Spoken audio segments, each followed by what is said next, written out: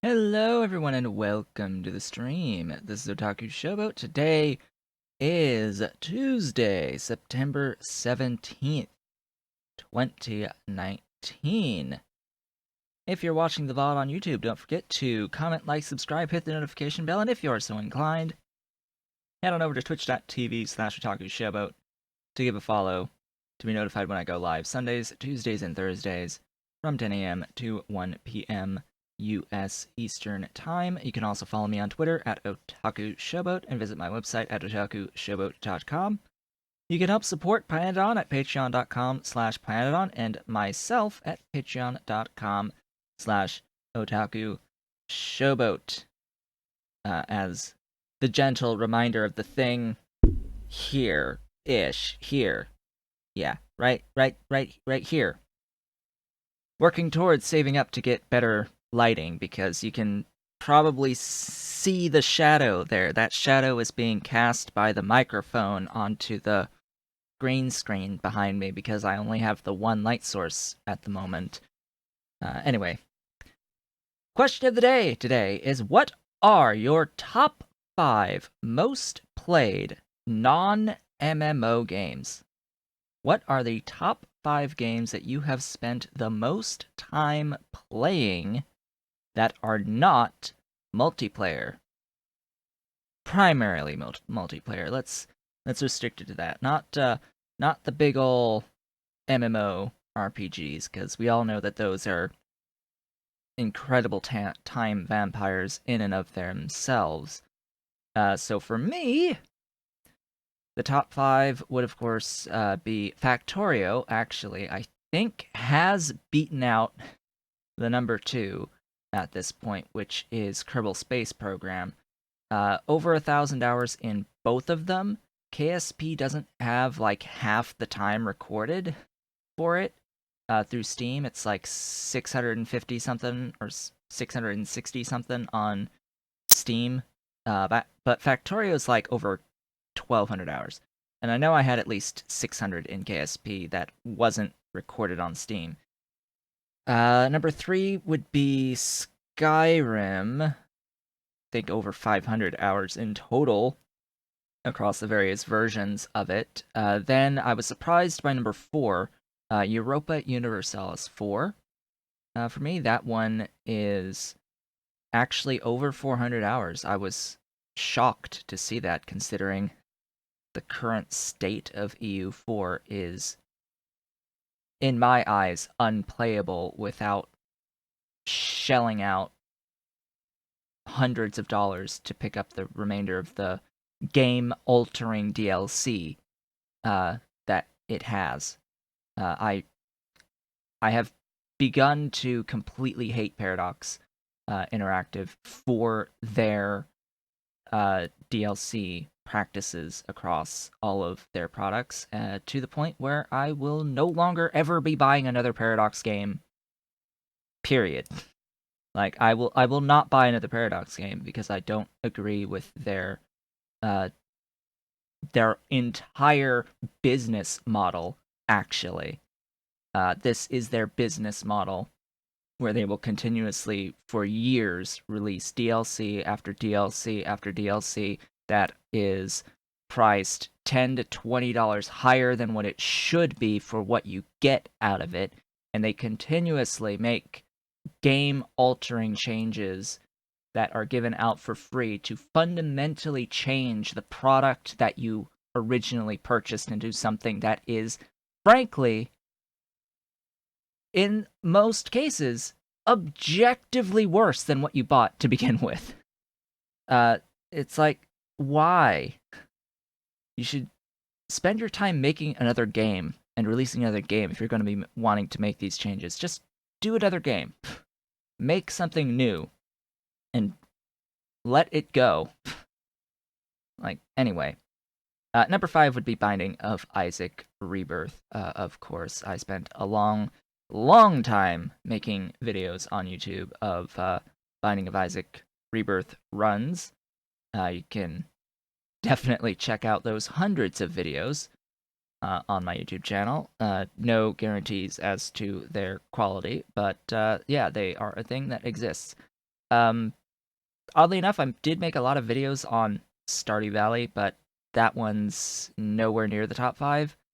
It's about 250 hours. I was surprised by Shogun 2 not being on this list, because that one's like 350 hours. I'm not generally one to spend thousands of hours on a game, or even 500 hours on a game. A game is lucky if I spend more than 100 on it, or even approach 100 on it, let alone the 1200 plus that I've spent on Factorio. So that definitely says something. Anyway, going into the actual notes, the pre-stream notes for today, centrifugal pans will be having their crafting speed reduced to 1 from 1.5, so do bear that one in mind. Also, that is not currently released. Also, not currently released is that super alloy molybdenum trioxide requirements are halved, which is a very good thing. I'll take it. It's not like the absolute most ideal, but I'll take it. Also, Pyanodon totally snuck in doubling filtration media requirements for the coal bed gas recipe that I'm using. He totally snuck that in there. It's now 2 filtration media instead of 1 for that specific recipe that I'm using. So thanks for that so much. I did see that, Pyanodon. So yeah, that was totally a thing. A lot of things to talk about. So the next tutorial is the borax processing tutorial. I go all the way up through boron processing with that, so that will be later today. After I did that, I decided, you know what? Why don't we set up like diamonds to just have a look on that Infinity mod map. Have a look at what diamonds require, how many buildings we're looking at, what a belt-based setup would look like, and just sort of setting things up in the same way that I have been for the other tutorials. Yeah, it can go to hell. Like, that chain is awful. It has several geometric series of feedback loops in it. And the amount of buildings it uses is just ginormous. It's a huge setup to process kimberlite into diamonds. And apparently it is like somewhere along the lines of 7 kimberlite per diamond. It's like you're only getting a couple diamonds per second from a whole yellow belt of kimberlite. Like 2.5 diamonds, something like that. For an entire yellow belt of output of kimberlite ore. And the only way to get kimberlite ore is by mining it at the moment. And then I looked at the particle accelerator diamond recipe and realized, oh hey, it's totally taking 20 proton donors per cycle on the diamond mining. And I was like, okay, well, what does that mean if I want, say, 1 purple science per second using the productivity modules that I currently have available to me, which is the level 1 productivity modules. Suffice it to say that I would need 5-ish particle accelerators of diamonds operating fully. I think the 5th one isn't operating fully, but it's like, it ends up being a bit over 5 per second on the proton donors. And then that ultimately means it's over 5 per second on boron, over 5 per second on like everything that makes the proton donors. It's practically a 1-to-1, and it's a 1-to-1 with the crystallographic substrate into the proton donors. And then you only get back 30% of your crystallographic substrate to add another kick in the teeth on that particular chain. So you're only actually getting back 30% of the substrate. It's like, oh my goodness gracious. So it's like, yeah, it's like 5 per second rayon, 5 per second cermets, 5 per second boron.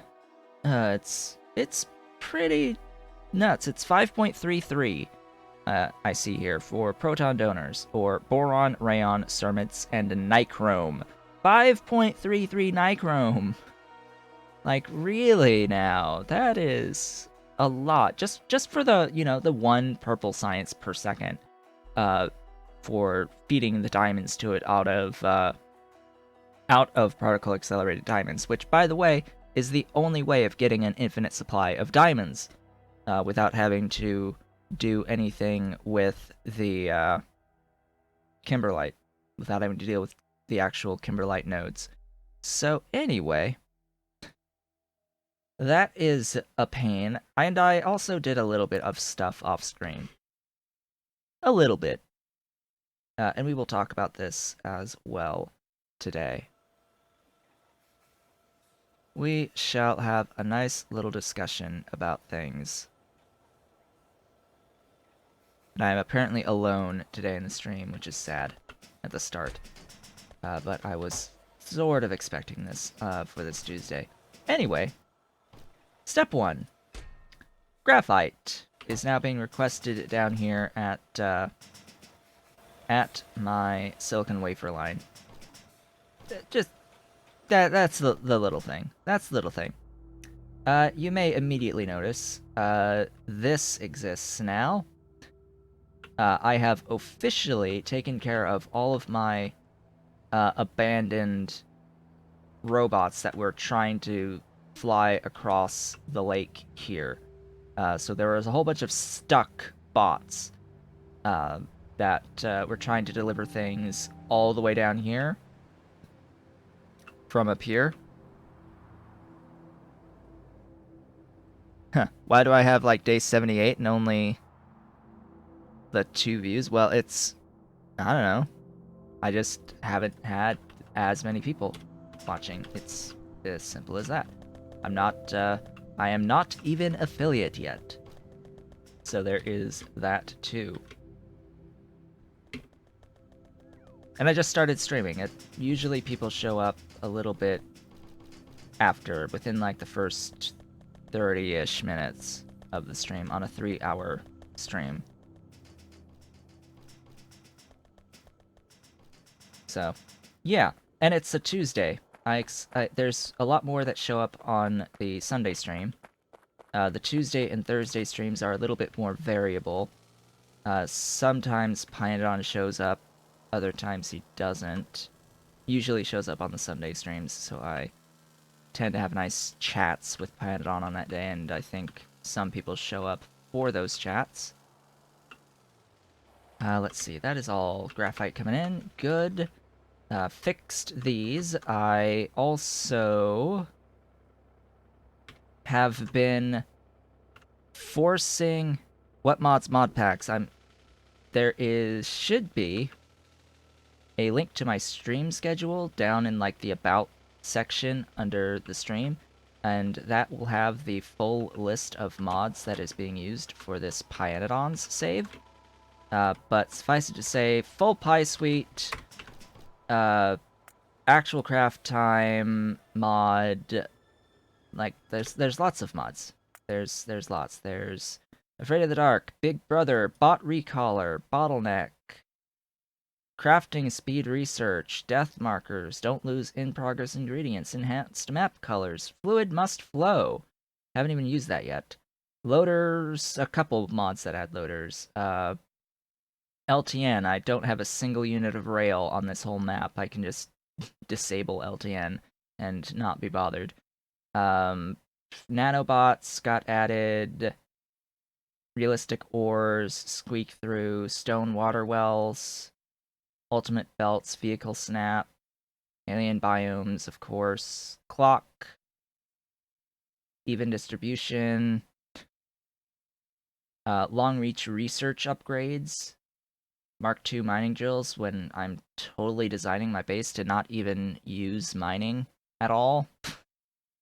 Don't know why I even have that anymore. Multi-product recipe details, Nixie tubes, the pie suite, RSO, text plates, and what is it really used for? Alright, see you. Lots of mods. Lots of mods on this save. So my primary focus has been to forcibly make a lot of the things that I'm missing, and that involved Mark II washers as well as the Mark II soil extractors. And currently, I think I have managed to catch up with all of the washers. I still have about 50, 60 something soil extractors that need to be crafted, and I've just been like going around grabbing stuff from everywhere, grabbing circuit 2s, grabbing duralumin, and and advanced small parts to try and force the production here of the thingies, of the wonderful thingies.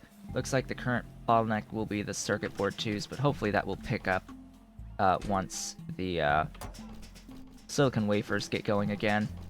That was actually serving as a bit of a bottleneck to the overall production of my circuit 2s. So hopefully that will pick up, and we will be good again. So why do I need all of those? Well, as it turns out, not only was I trying to finish off all of this up here, also you may notice I have Logibots back on my network.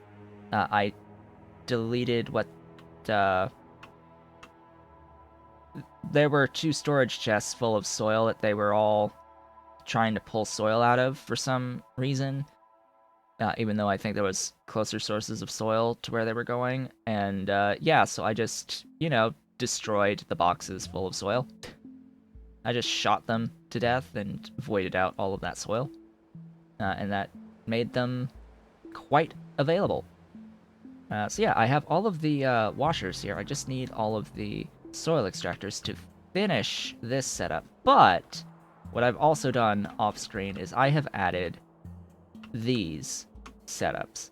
This is a belt-based setup for sand that is being direct fed into my drilling fluid 1 lines. I have also scaled back a little bit on the drilling fluid 1s. This should be pretty sufficient for what I need for now. I, of course, have room to add more, but wherever I do put these in future, I will want to make sure that I have space next door for the 2x2 for my sand. Each of these gives 5 red belts of sand when fully operational. It should be 5 full red belts of sand when fully operational. And it's 2 of them, so there's 10. It's 2 extra for what I have, so there's the 2 extra that will be going into boxes and being available more closely to various things. Oh, looks like I need some charging there. Maybe. Let's grab one of these. Go. Where was that again? Where was that? Right here. Boink. Boink. Boink. Boink. Boink.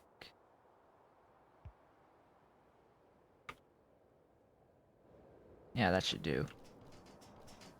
Probably carrying around some? No. I'm not. Alright. So that was the primary thing I wanted to do off screen. In fact, what I was thinking, oh yeah, and I also added the extra solid separator line. I pared this stone wool down a little bit because I was overbuilding a lot on that. Otherwise, I didn't add anything new. And that's what I think I'll be doing from here on out, off screen, is I will probably do some scaling of things off screen or some rearranging of what I've already built off screen so that we can continue progressing a little bit faster than how we have been. Just to save off of some of the monotony. However, I do want to note that off screen I did design something neat, if I can find it. This thingy. What is this thingy? This thingy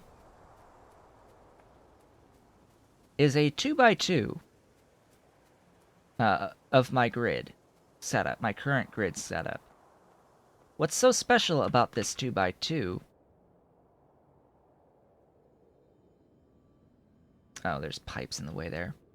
What's special about this 2x2 is that it produces 460, up to 460 megawatts, approximately. And it is fully self-starting, as far as I can tell. I think I need to, like, stick a RoboPort in the center, now I'm thinking about it. Yeah, it should be self-starting. I don't need to, like, add water to it. I can just plop this, and it will work. It shall function just by plopping it down. It is internally wired to run off of the solar panels and all of that good stuff. It has efficiency modules across the board to help out with that. Basically just stuck solar panels wherever I could fit them within the internal power grid, keeping things completely separate from the external big power poles outside of the Mark II turbines. So yeah, it's like 460-ish megawatts in this blueprint. I have one that uses the Mark III turbines as well. That will give like 800 or so mega. The watts. The most mega of watts. Oh, that's probably important to get that belt going. Hey, it's more sand. More sand! As everything starts to, as all the sand extractors start getting put in. Excellent, excellent, excellent. I've also been lacking red belt, in case you hadn't noticed. The red belt is from a lack of advanced small parts overall, which has been a mix of, I think it's been duralumin primarily on the advanced small parts. Of course, all of these do have the single speed module, which means that they do back up on soil, and I'm not doing anything with the soil yet, so theoretically there's enough space to just stick down some provider chests for the soil, but I really want to try to avoid doing that. We've seen what happens when you do soil on your network. It does not end well. It does not end particularly well. Not in the slightest.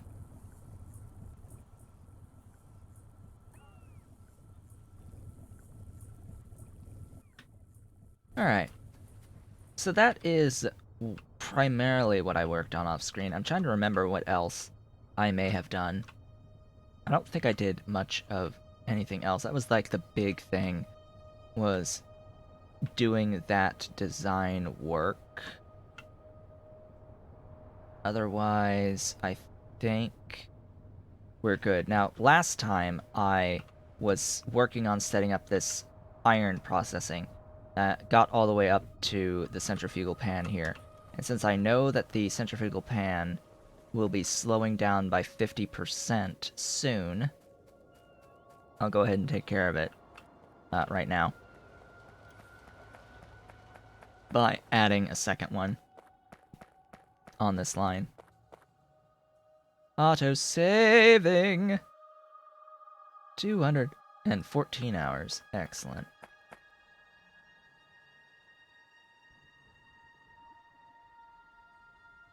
Oh, this is not the one. This is the one. Yeah, so it's going to go from crafting speed 1.5 down to 1. I think... Now, remember that a while ago, Pyanodon had mentioned that there will eventually be Mark 2, 3, 4 versions of the various machines in Pi Fusion at the very least. Possibly even Pi High Tech. We shall see about that. It'd be nice. It would be nice. But yeah, the Pi Fusion buildings, especially the ones that get used by Pyro, sort of need those increased mark levels. So this might technically be part of preparation for adding these. Also, off screen, I had like dumped a whole bunch of stuff because I needed landfill. I needed just a little bit of landfill. I have a car now just full of landfill. Centrifugal pan, please. Alright, that's making that. Huh. I probably want it facing that way. Just a thought. Yeah, probably want it facing that way.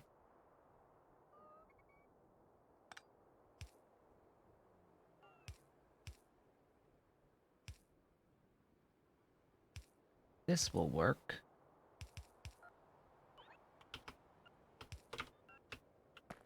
And then you there. Oleo. Oh, Oleo. Oh, oh.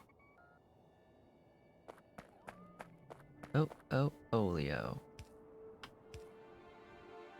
Not there.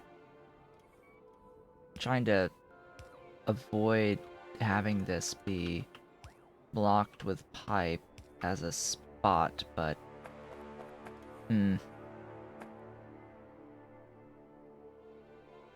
Doesn't seem like that's going to be in the cards for me.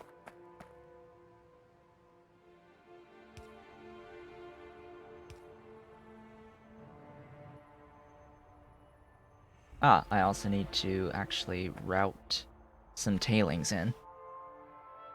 Route the tailings! Route all of the tailings. Also, I probably want... Am I carrying around the, I'm not carrying around 3,000L tanks. What am I doing?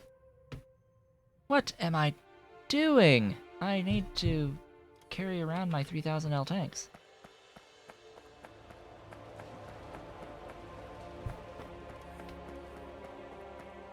Ah, there's a centrifugal pan. Cool. Give me my 3,000L tanks. That would be much appreciated. Thank you.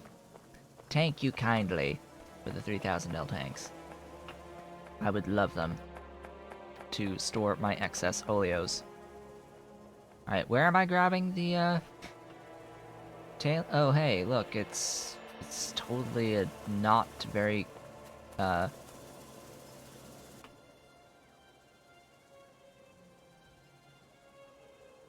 Can I depend on this moving at all times? I think so. Actually. I'm pretty sure this is always going to move. Right? Like, I'm always going to be using Drilling Fluid 1 to get 4. Well... Nah, I can see it backing up on me. Remember what I've constantly said about setting up dedicated stuff, about always needing to set up dedicated stuff. Always, always, always use dedicated stuff and to never depend upon other processes moving. Never depend upon byproducts of other processes that may or may not continue to move. Unless you are just straight up voiding the excess of the primary product to continue getting the byproduct. That is the only time where that is appropriate, where you can begin to depend upon byproducts. Otherwise, don't. Just don't do it. Just don't do it. Now, I'm going all the way down here because I'm pretty sure last time I did do a little bit of finagling here.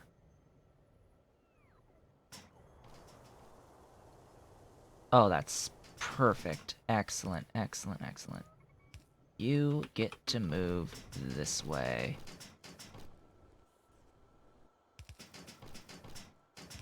Yes, you get to come with me.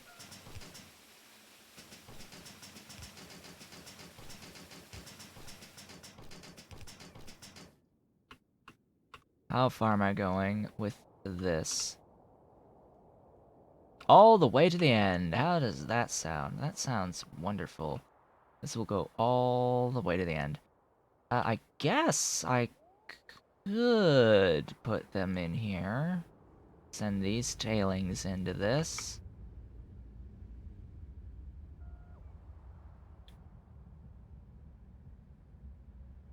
Again, remember what I said about not depending on byproducts. Do not depend on byproducts. Thou shalt not depend upon byproducts. I really shouldn't do this across here, because this is a valid space.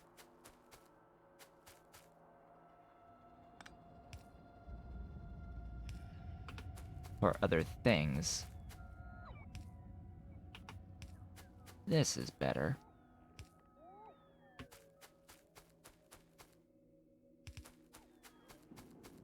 Because I use this space as a bit of a buffer region anyway, I may or may not... Okay... I'll go north here on the outside. I may or may not run into issues with whatever I decide to put in that space later on. Surprising it's been half an hour. There's now still no one else with the stream. I am so sad. I am so sad. However, I will note that as the viewer count instantly goes up to 2 as soon as I say something about it, I'll note that today's stream actually replaces, like, a below 2 value stream. So I think either way, my average will go up today. It won't be that difficult for the viewer average to go up today. And it's at 2.8 right now, so getting much closer to that coveted 3 value for the affiliate status, which will be a day of much celebrating when that happens. When I do get to affiliate. Anyway, I have these beautiful things. I think I'll go ahead and stick one right there. Yeah. That is perfect. Might want to do that with the aromatics too, but no. Not going to. And I need the saline as well as sulfuric acid. Do I do local sulfuric acid?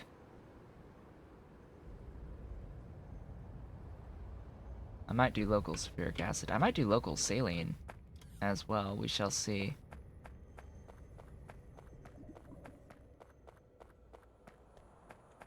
Let's have a look. So I'm not currently using the coal gas from the right-hand side here on the mining, the ground boring of the iron ore. So I could use these two for saline instead.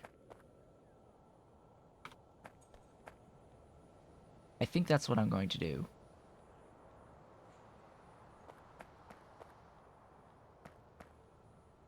Yes, I think that's what I'm going to do. Now to convert this into saline, I'm just going to delete that whole section. Because it is not required any longer. You, however, still need to go...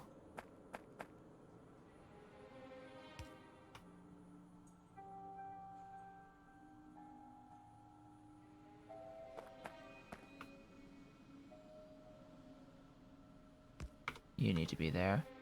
This is the coke in.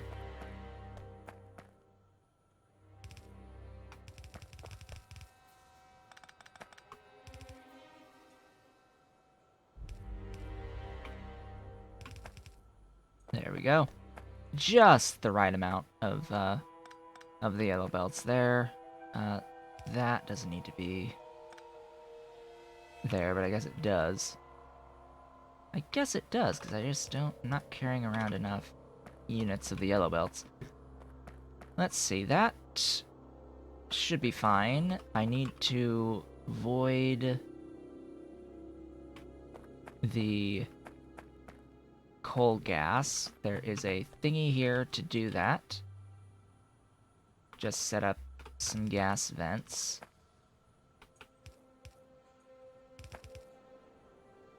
Guess I'll just speed module them. Sure, why not? That'll get it moving, and then the backup on all of this will be on tar. And the tar...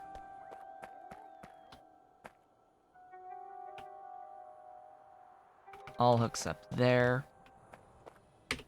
And then I will need to request some quenching towers, which I'll do this conversion in the meantime.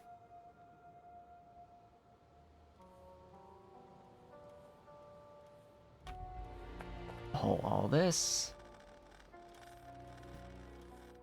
It is not required. Remember that, ooh, let's see here. This...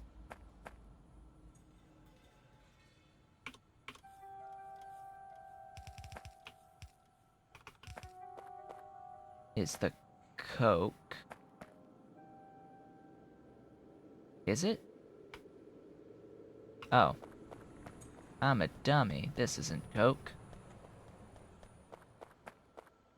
Yeah, this isn't supposed to be this.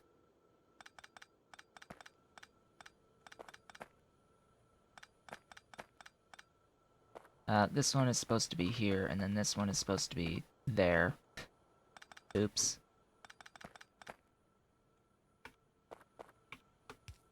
Actually, I guess I will keep this like that. There. Then I'll just grab what's at the end here. Yeah, because this one's supposed to be the oxides and such. You know what? Give me some yellow belts. So as I had just said, this is actually that. Yeah, and then this will be that. Stick a thingy there. Excuse me. There. Now I have some space to work with for the quenching towers. Now, I don't know off the top of my head. I think it's... Let's see. How many is it? 4 off of one of these. So, I get to try and fit 4 of these in this amount of space. Cool. La. Dee dee. Dee da. Dee do. Guess you don't need to exist.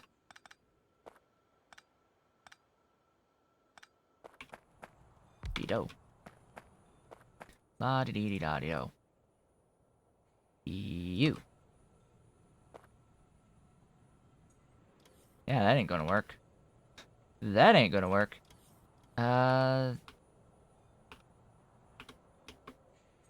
That does not either. I mean, that's difficult. That's not hard. I can do that. And then it's fine?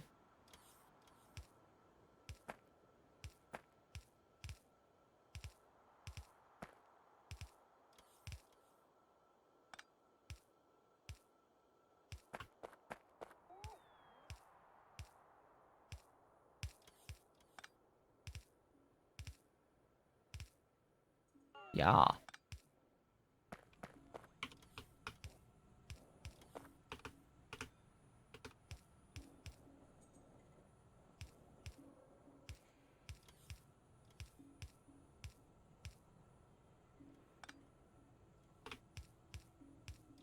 This is exactly what I want.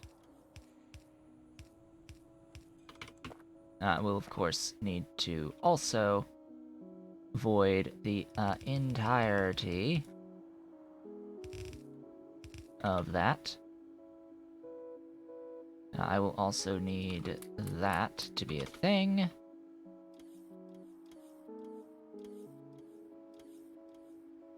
Yeah, so as you can see, even with just these 4 operating, like, hi, that's a lot of tailings, and that is a lot of saline. Yeah. Instantly tailings and saline. Way more than enough to feed what I have over here. Which is fantastic. How much water is that again? Yeah, need to fit. I need to make fit this. I must make it fit. Channeling the old Earthworm Jim cartoon there. I shall make it fit. I will make it fit. Absolutely.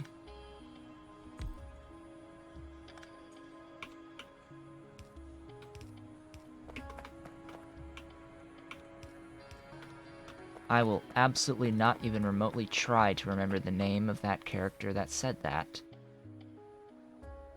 A queen. Thing for a butt is all I remember.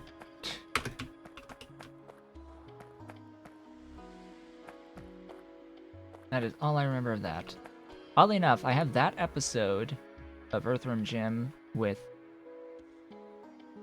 one other one, like the Sword of Righteousness or something, on a VHS tape that I won, that I actually won, from a contest a long time ago. It was that and a copy of The Tick, with a couple episodes on that as well. I had won a Halloween costume contest in, like, 3rd place. at some grocery store that was doing it. We just happened to go to a grocery store on a day that we happened to be at a costume party that we went to, and then since I was dressed up as a clown, I think, at the time, little kid dressed up as a clown, and we had to stop and grab things at the grocery store, and they were like, "Hey, we're doing this contest. Just be here to snap a photo, and we'll let you know about the results." And I ended up being like third place for that contest. Ah, memories of long ago. Long ago. This was oh, I don't know, like somewhere along the lines of 18 years ago? I don't actually remember. I don't actually remember how long ago it was. Around that. That time frame, anyway. This is not ideal.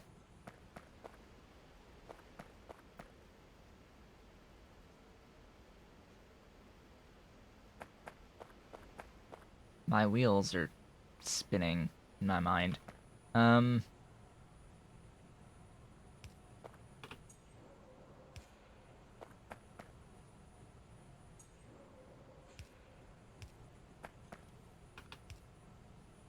See, that also causes complications.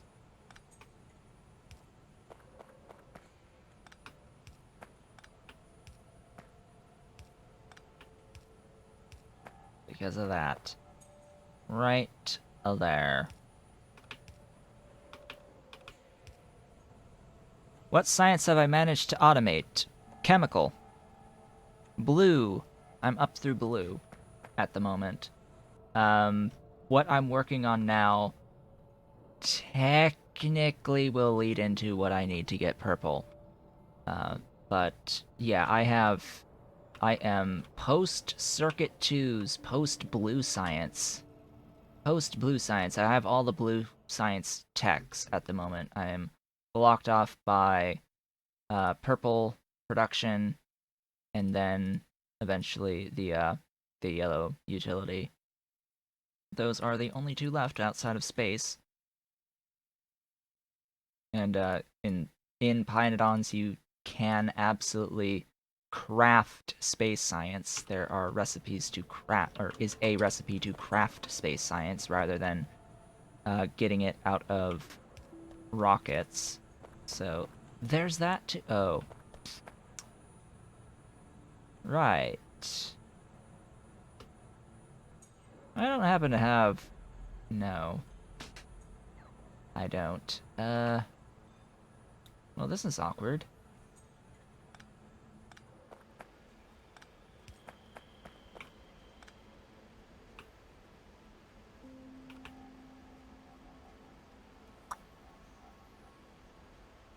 Well, this is awkward. You need to change. Sorry, but you can't actually be there. Mr. Stone Waterwell. As unfortunate as that is, as convenient as it was for you to live in that very specific spot, I can't have you living in that specific spot. You can live here. And yeah, I know that makes it a little bit iffy on that side of things, but then I need to go again one higher.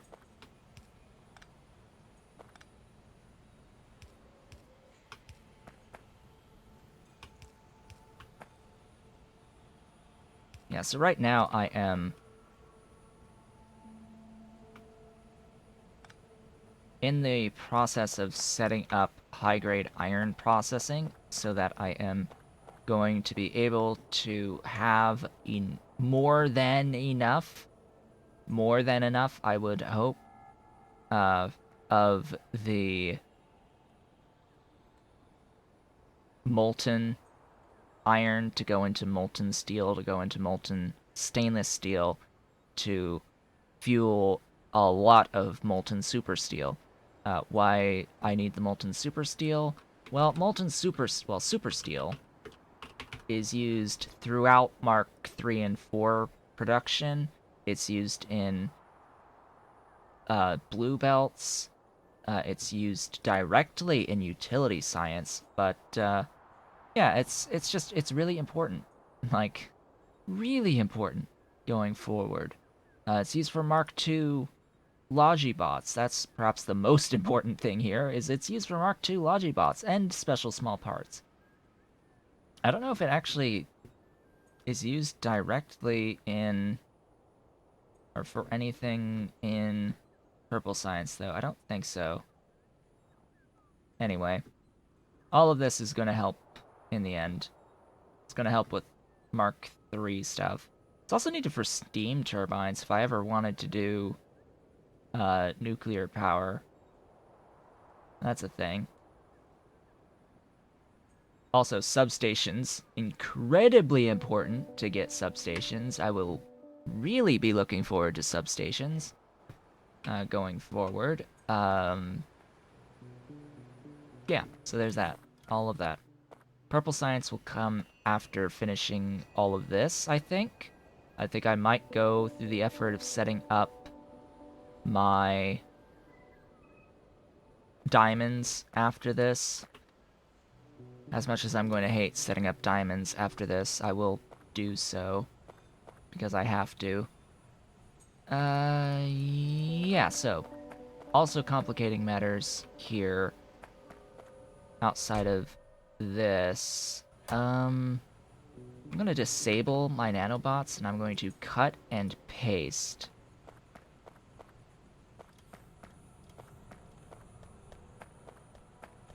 I'm going to... I might do the same thing to this one. I'm undecided here on this. I am undecided on... Actually realizing I forgot to copy this down here.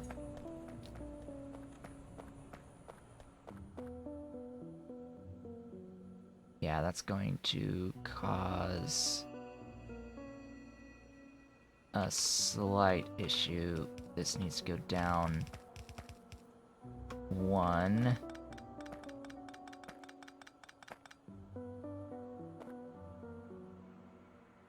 Actually, it needs to go down 2.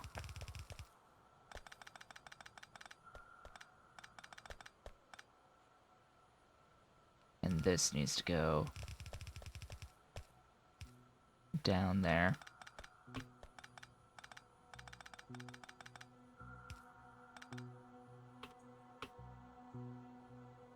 Just to make things simpler.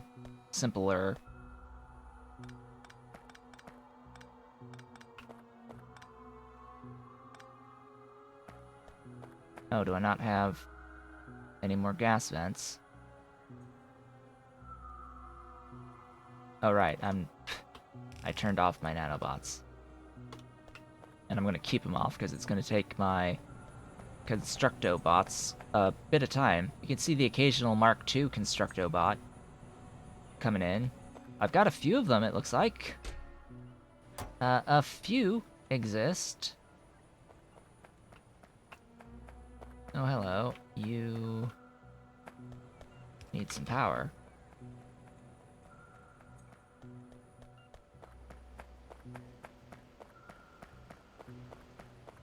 It's neat seeing the Mark IIs come in as they slowly replace the Mark I's. Alright, now I can get that put down. Cool. Now, bring back all of that coal that you just took away. That would be much appreciated.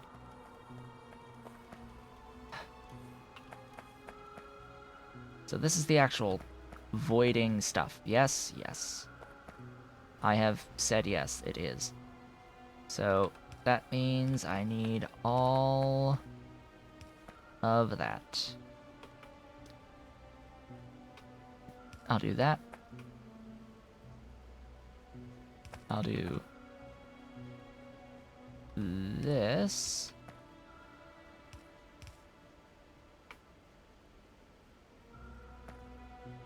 And it will be good.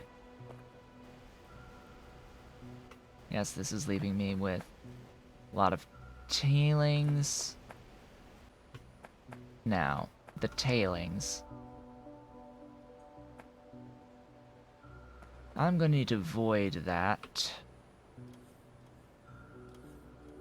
The excess, anyway.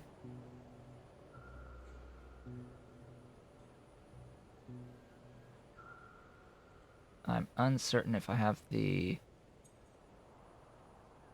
Where are all of my... sinkholes? Sinkholes! Wherefore art thou?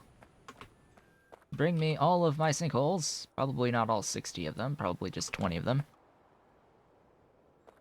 I already am turning tailings into Nextlit, and I have so much Nextlit that I have an entire chest full of Nextlit. Couple chests full of Nextlit at the moment. I am doing tailings right here!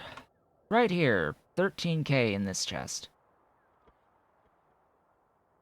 Whole 13k. And that's just what I have on my network. Yes, you should use Nextlit, or use tailings absolutely to make as much Nextlit as you can possibly imagine. But my current production is more than enough on the tailings to fuel this. What I'm going to use tailings for here is helping out in crude oil production, because there's totally a recipe to convert tailings into crude oil and a little bit of olefins. Need a lot for purple science. I'll worry about it when I start making purple science, but what I'll need a lot of is diamonds at purple science. That's the one I'm actually concerned about. Tailings are free.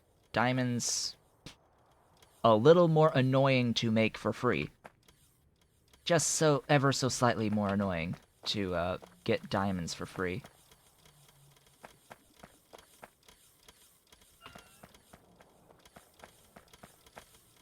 Because diamonds through particle accelerators require freaking 20 proton donors, which is a complete and utter pain in the rear, considering the only other thing that uses 20 is helium. I am going to speed these.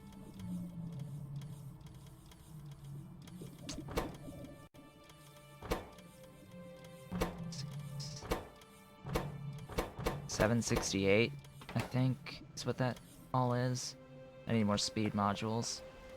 Needs to void up to 928, but this should be enough saline. Now, I need the saline. I need the saline for producing the actual petroleum sulfonates that will be used in this step to make the iron pulp 2.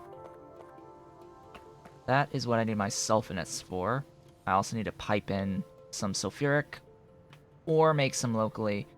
I think I'm just going to pipe in my sulfuric. I've got plenty of the sulfuric.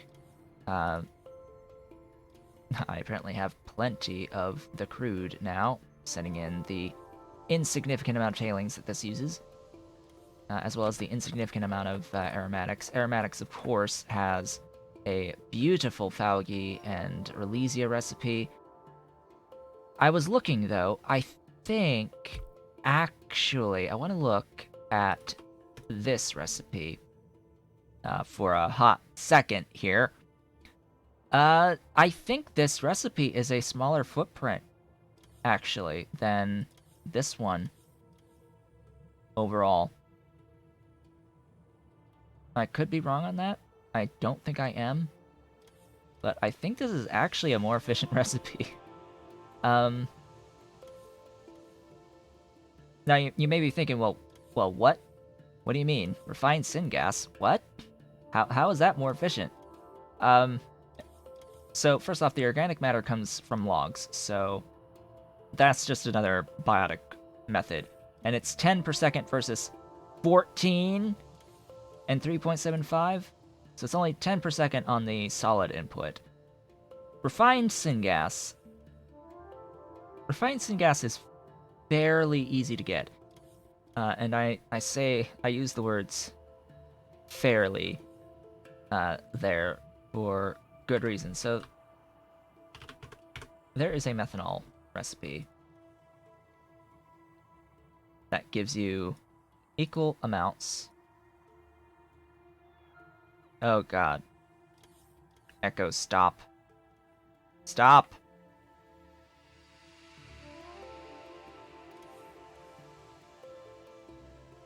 Anyway, so there's this recipe for methanol and syngas from organic matter and an exolate.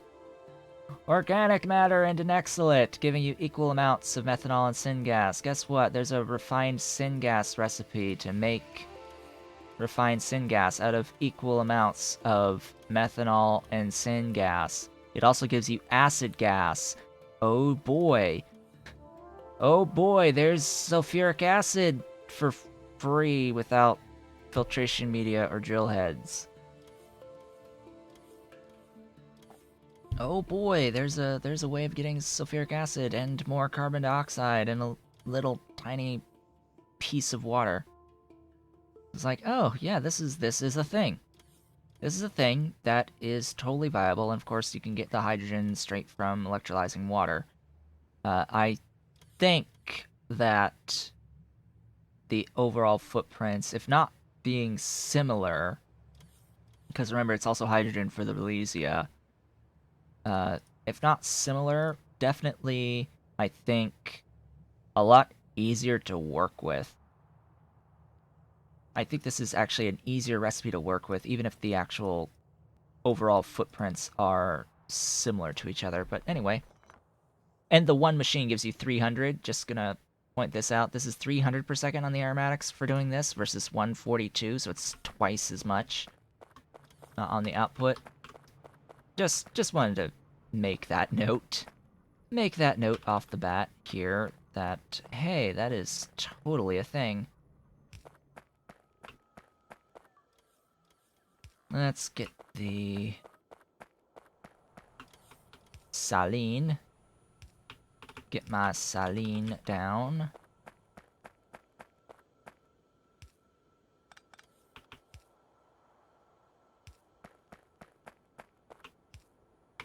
There we go. Saline done.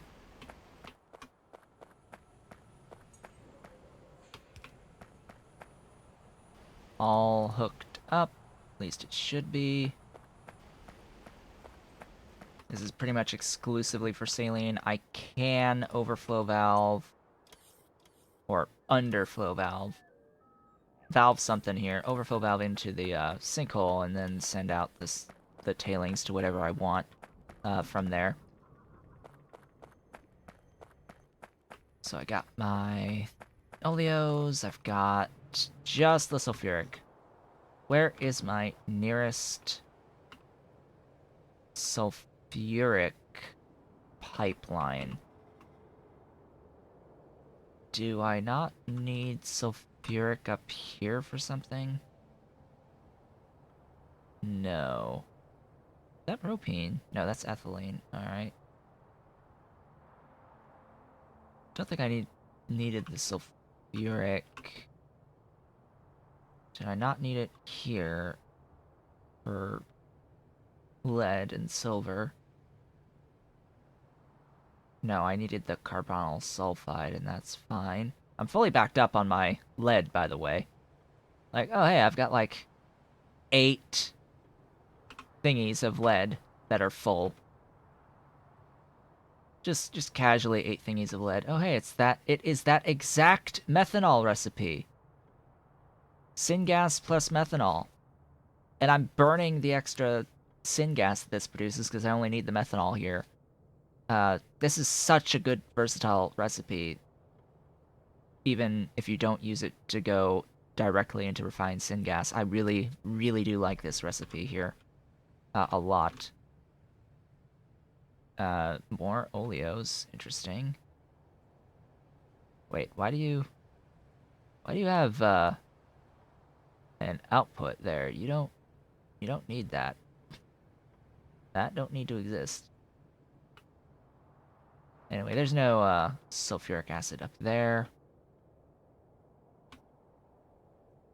My sulfuric acid primary production is here.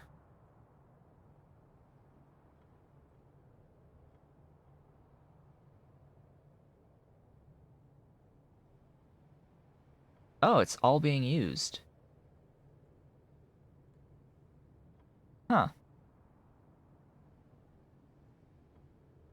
Well, that's good to know.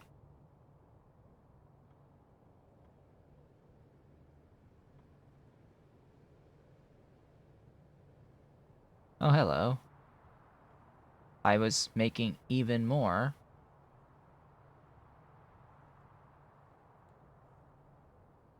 Oh, right, you use sulfuric as well.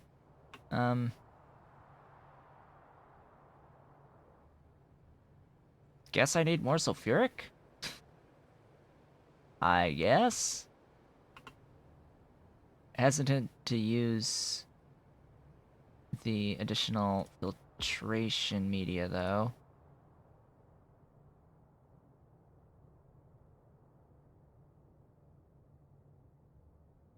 Also hesitant to use the iron. I'm about to make a F-ton of iron, so let's not be hesitant whatsoever. Chemical plants. Vanilla chem plants, please. All of them. Bring them to me. I'll make this locally. Request my literal thousands of sulfur that I have on my network. My... Really? Count -5. That's not actually true. Like, that is not actually true. That is totally true. What? What? Like, I'm pretty sure it's making several thousand units of the stuff. Yeah, you're empty. You are... Oh, right, I know. Ah, I know. So remember that carbonyl sulfide. So that carbonyl sulfide is being produced way down here. And, yeah, totally requesting a full chest of it down here, of that sulfur. So, if I don't have any sulfur right now, well, this would probably be why. Because I've got a chest requesting the full chest.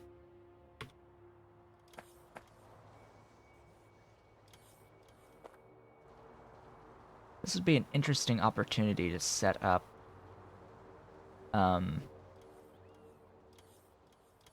petroleum, a new petroleum setup for sulfur, but I'm not going to do that. What I am going to do is I'm going to actually set up some real sulfuric acid production. I guess this might be a good little spot for this. I think it's water in, right? Yep, water in. If I have 4 of these, that's 200 per second. How much do I need here? 66. Okay. So yeah. No, I might want all 4. Am I carrying around? I am. You guys. Alright, 3. water.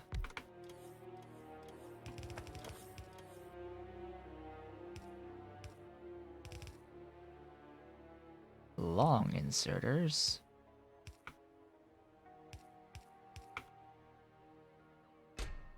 And be sure to increase the request sizes of all the things. Maybe not 3K. Request from buffer. And there we go. Oh, great. That. Ta-da! Local sulfur. Sulfuric acid, I should say.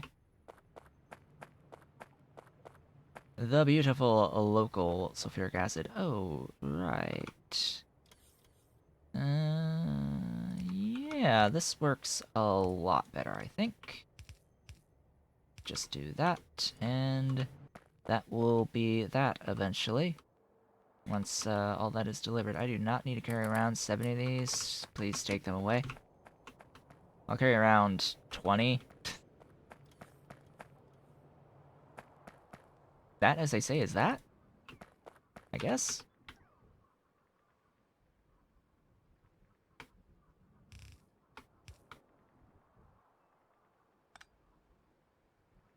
That will be fine.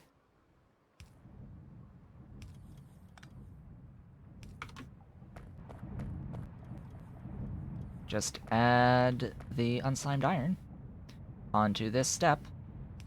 Gosh, all that time just for this. All that just for this. This is not going to be the end, just for reference. This is not the end. You...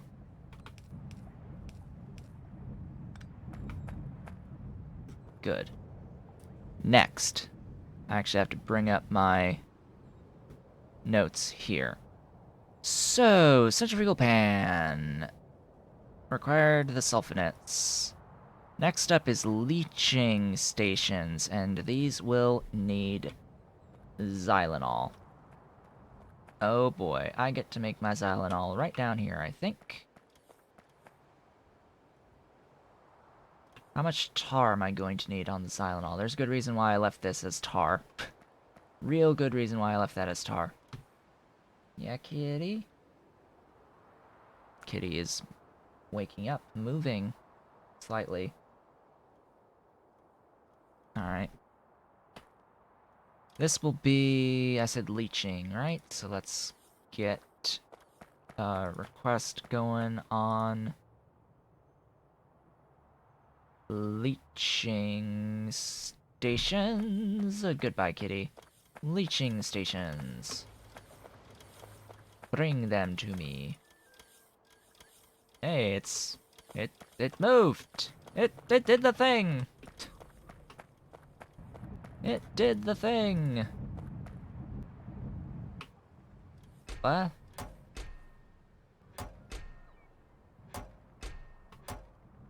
Why you know deliver? I guess it all went in here that I currently have.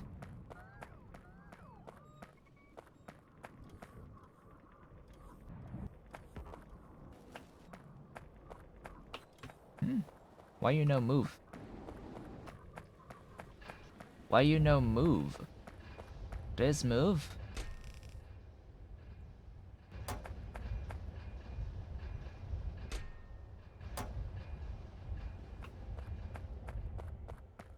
Let's do the moving? Ah. Ah. Yeah, that explains a little bit. Yeah, that explains. That is the explanation.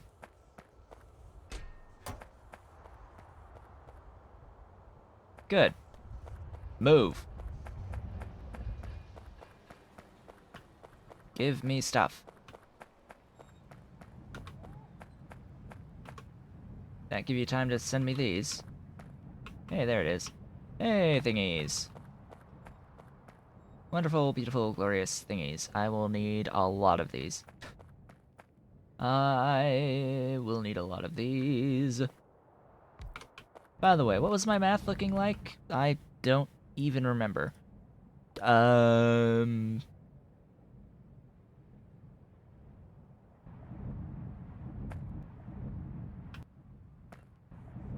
Technically speaking, right now, it's, only one of these is needed, not both, but there is an impending update that will slow down the centrifugal pans by 50%, and I think I will need 2 of these. I did not write down how many unslimed iron I was making. Oh boy. It was 240, right? So 240, 3 over 300 by 240, 2.4. 2.4 unslimed. Alright, 2.4.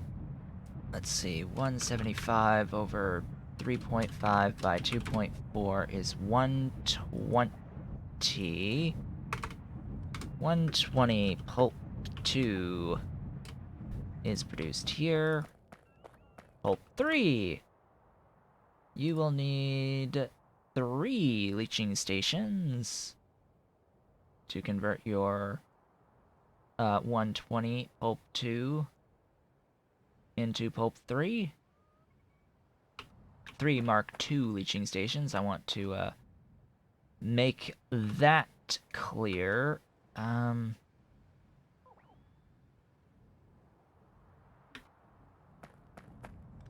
best to place that up here. Probably there, and there, and there. That is how I want those cooking.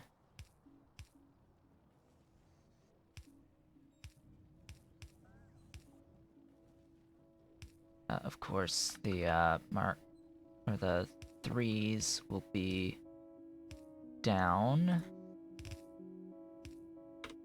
That's the 3s, and then the Xylanol. The wonderful and beautiful Xylanol. The entire 75 units of Xylanol per second. Oh, woe is me, I need 75. I need less than 75 Xylanol. Bring me my DDC2s. So that I may get plenty of Xylanol. Xylanol is done in DDC2s from tar. Gee, it's from tar. I might just actually place the Xylanol here. I have 300 some odd units of tar that's produced out of here. Probably gonna overflow valve the tar out of this one too. Because if this stuff is only gonna be used for the iron processing... Oh hey, you could use some charging station action right about now. Can I even fit a charging station in here? I can't even fit a charging station in here. I can fit one there. And there. And there. Yeah, that's sad.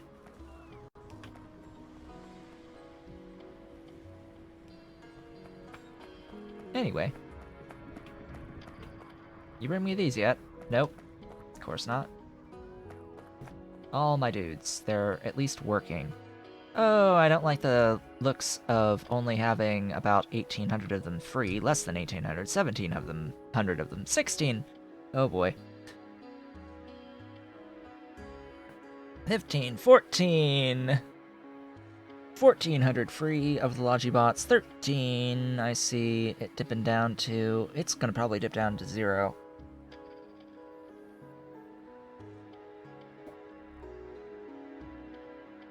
Interesting, I have a few construction bots being used.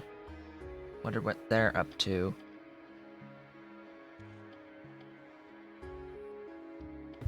I do wonder what they're up to. Those construction bots. I did off-screen fix an issue out here where my robots were trying to fly across the lake, and they would go a certain distance, and then they would go immediately back to go charge, and they were just stuck in that loop.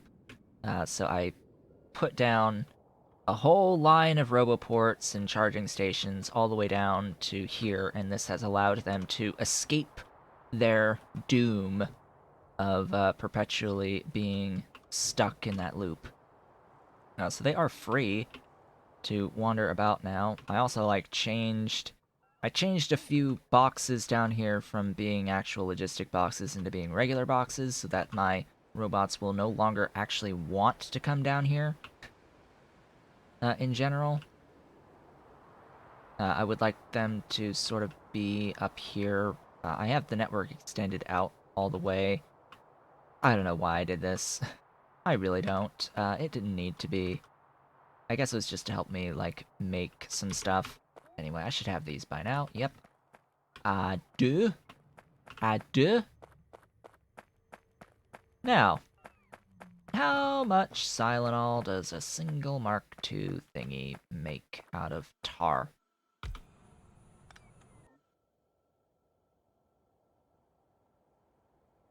I can find the recipe. There we go. Xylanol from tar. 16.67 from 133.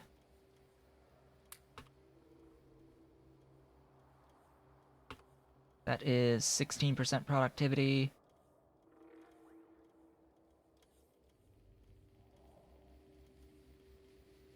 Yeah, 10. 10'll do.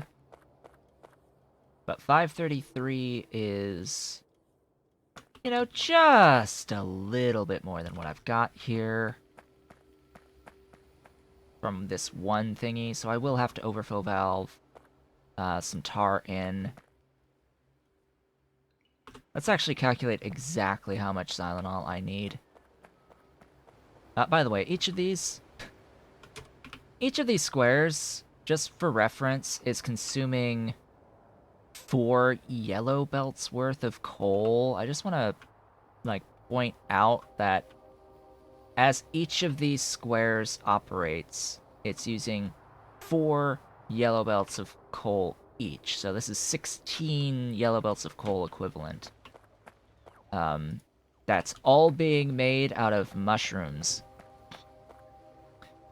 Each of these is like 140 or 160 mushroom farms to get 4 yellow belts. So 160 mushrooms times 4, aka about 4 of these setups.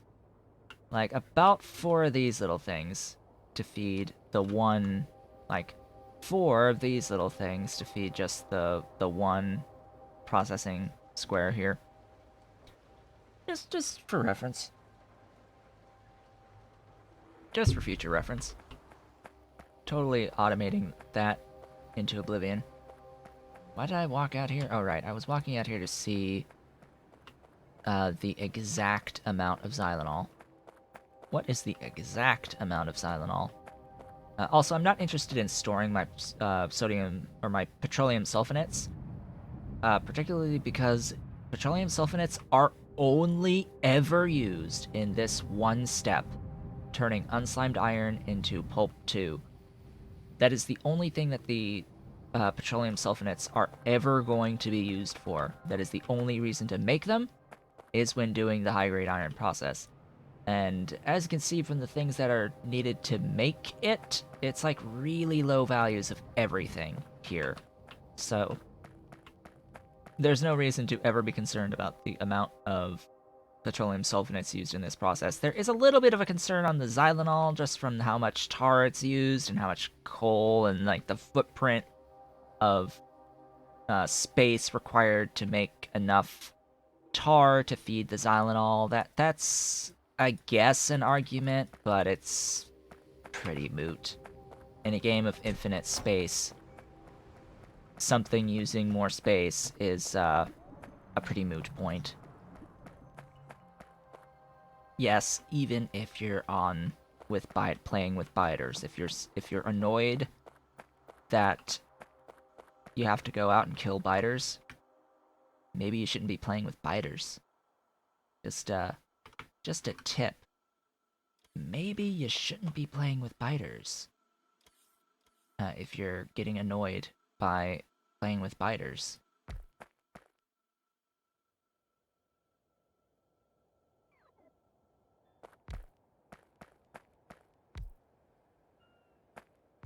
I only need 10 of these, right? How in the... Alright, I guess I'm building in here, then.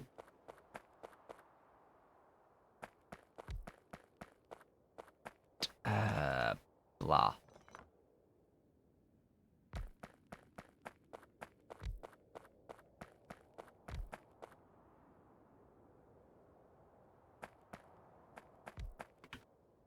Technically speaking, I have to take this and move it one tile down. Ah, you stole my thing!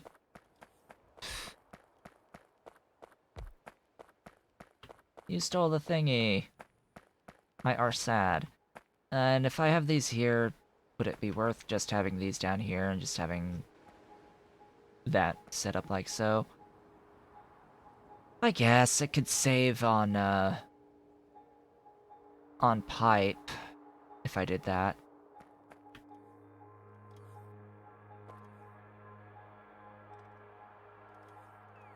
Unfortunately, that thing's in the way. I did not actually orient this right. There we go. Hey, thank you for thingies. Thank you so kindly for the productivity modules. And then you can go there. Cool.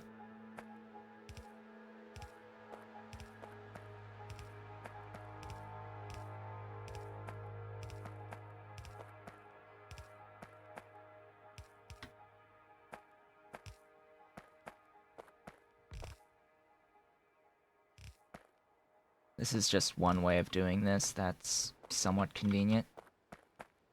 Doesn't need any solids in, doesn't produce any solids out. Just add tar. Speaking of tar,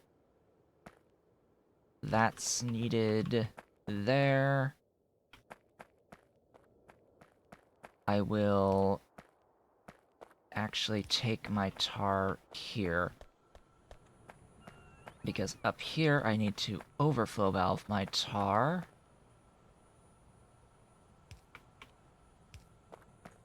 And bring it down. Ooh, that's tight. That's tight. That is tight. Keep on, bring it down. Hey, I actually got that correct. Cool. There's your tar. And the actual xylenol now will need to be routed somewhere over the rainbow, way up high.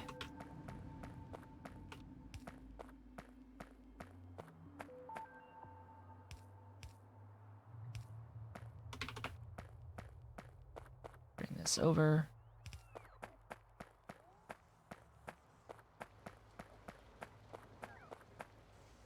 Aw, one tile. One tile! Come on. One freaking tile. Oh, that's inconvenient. One tile! One tile, come on. Alright. Fine. Going. One frickin' tile!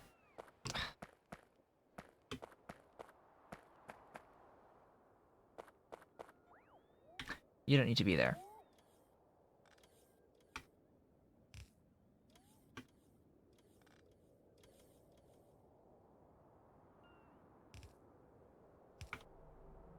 Perfect. Auto-saving.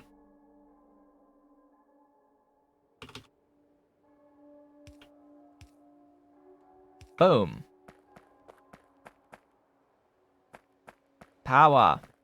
Give me power.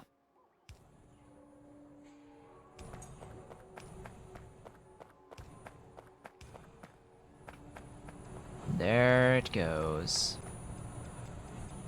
My fully operational DDC Mark IIs of Xylenol. Producing more than enough Xylenol. Oh, and I guess I need mixers, right? I need mixers for... At least I think it's mixers. It's mixers for the Armac 12 that will be coming up. I think I have the oleochemicals to make the Armac 12. I forget the other thing that's used. I've completely forgotten what else is used on the Armac 12. But I do know that this is all that is necessary to make Iron Pulp 3.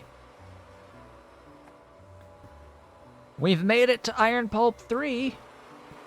And it halves. Okay, it halves, so that means I'll have 60 Pulp 3 to have to deal with. 60 Pulp 3. You will connect up right here. Pulp 3. The next step is flotation. Organic solvent. Oh boy. Alright. Oh, this is gonna be interesting. Okay, in what way am I going to make my organic solvent? Hey, I actually have a use for this square at this point. So, I like this recipe. I simultaneously hate this recipe, because it is a lot of bone meal, which means a very big footprint of biotic processes, of a biotic process to feed that bone meal production. Granted, I sort of have a bunch of bones and meat being produced and voided currently that could be made into bone meal. Or I can look at another process. The only other real process here is acetone and syngas. And it gives you ammonia, and it's done in oil refineries. I'm not even automating the production of oil refineries at the moment, I don't think. But the thing about the acetone is that the only real way to get the acetone is through tholins. Which again is going to be a bit of space. It is a bit disappointing overall, this recipe. I think that this recipe is a little bit disappointing. Or just organic solvent in general is a little bit disappointing on its overall output. But either way, I am going to be needing my flotation cells next, so that I can see how much organic solvent I'm going to need overall. Oh, we're a 1.5 gigawatt factory. Oh, I'm going to be closing in on my cap soon. My factory caps at around 2 gigawatts, so I will need to think about placing down additional power generation very shortly. Very shortly, actually. Let's get rid of that. Also, I should probably think about landfilling all of this.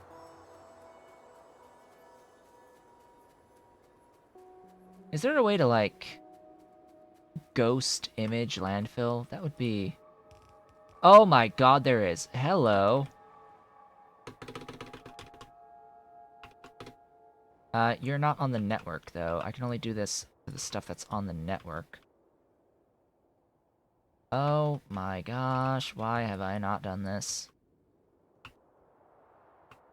Why have I not done this thus far?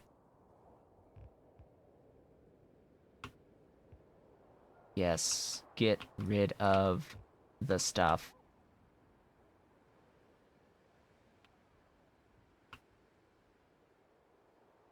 Absolutely kill it. Kill it with fire and brimstone, and I'm gonna regret that. I will probably regret that. I will probably regret this too. I'm about to do this all the way down. And this all the way up. Why did I not do that a long time ago? Oh right, probably because my landfill is not in logistic chests on the whole. Oops. That would be a whoops. What was the other thingy's filters? It was filter, I think, that I saw. Filters! Bring me those filters. Let there be filters. Still need a bunch of, the soil extractor Mark IIs. Still need, like, 50 of them. 60, 70 of them. 73, I think, was the, peak value I just saw in my alerts. Yeah, lots of soil extractors are still required. But, yeah, slowly but surely, getting the, sand in on these guys. I am somewhat relieved, I guess, to see that they are copper restricted. Somewhat relieved that they're copper restricted, not sand restricted. I'd much rather be copper bottlenecked, to be honest. I'd much rather see that, because copper is, frankly, a much smaller footprint overall to get. It's also, I'm happy to see the iron moving as well. Okay. How much am I going to need on these leaching stations? Oh yeah, that's right. I'm going to need, like, a lot of leaching stations. Like, let's get 20 of them. You need their organic solvent. You are way more than capable of processing what I've got out of the Iron Pulp 3. You are way powerful. I only need 120 processed on the Iron Pulp 3. Going into Pulp 4, so yeah.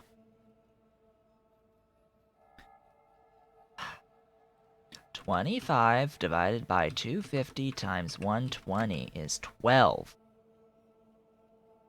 I need 12 organic solvent per second. Yeah, I'll put that there. I don't need that going any further.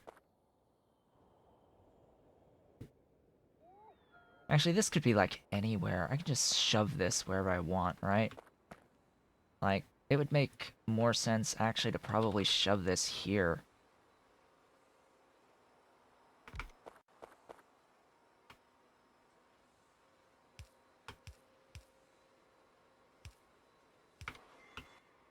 Yeah, that makes more sense, I think.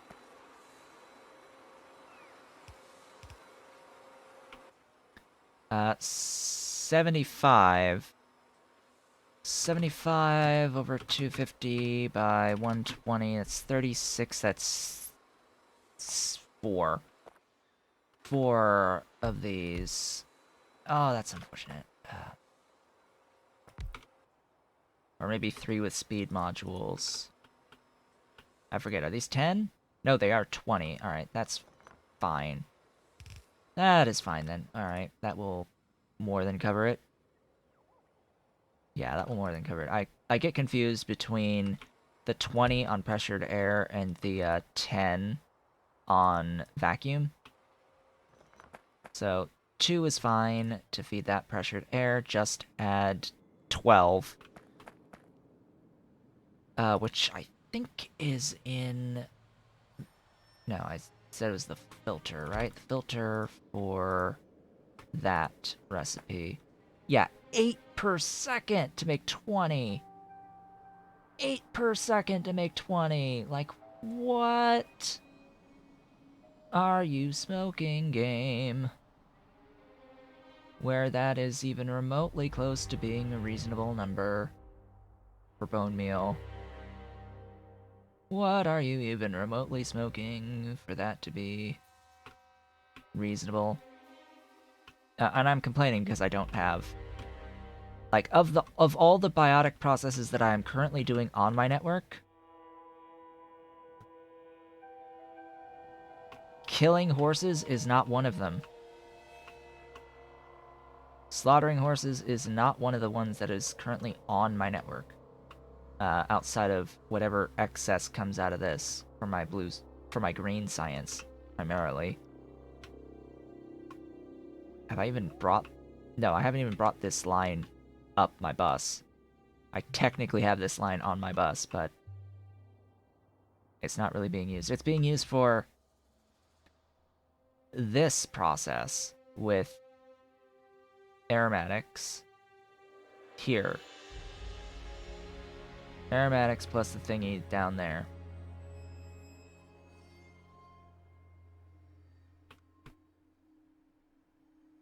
What is that process with aromatics? With activated carbon. Yeah, I'm not gonna spend activated carbon. Are you nuts? Yeah, it's significantly more organic solvent on the output, but no, I'm not gonna spend... Why would I want to spend zinc through zinc chloride for the activated carbon for this recipe? That's another beast in and of itself on automation. Because of A, nitrogen, B, I mean, free, zinc chloride, not as free, but still free, through the ground boring recipes, but I'll have to ground bore zinc. I mean, that's fine after I start ground boring zinc, but for now, what am I gonna do about my stuff here? Alright. What building is this? Oil refineries, of course. Of course it is.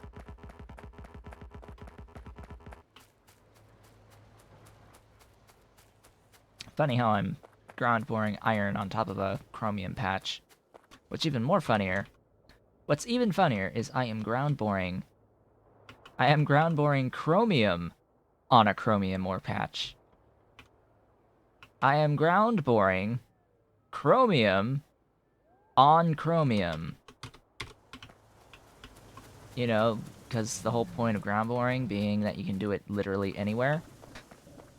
Yeah, sure, I'll do it on top of the ore patch that I was mining. That'll be great. What a fantastic idea.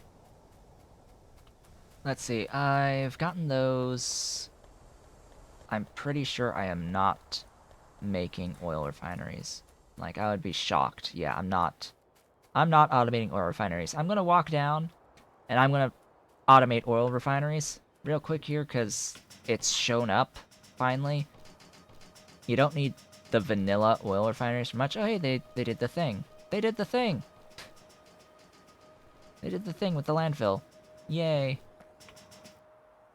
You, there, that. this here, that here, and here.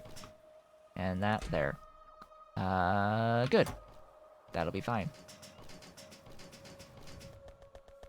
See how quickly that goes? Also, I have a car somewhere. You! Hello, landfill! Handy landfill. Oh, hey, I totally have Mark II gasifiers in here, and electrolyzers. Ooh. Ooh, this is a good car. I like this car. This car is awesome. So is this one. This car is also awesome. Ooh, God, why? I need you. I need you. To be put in there and taken away.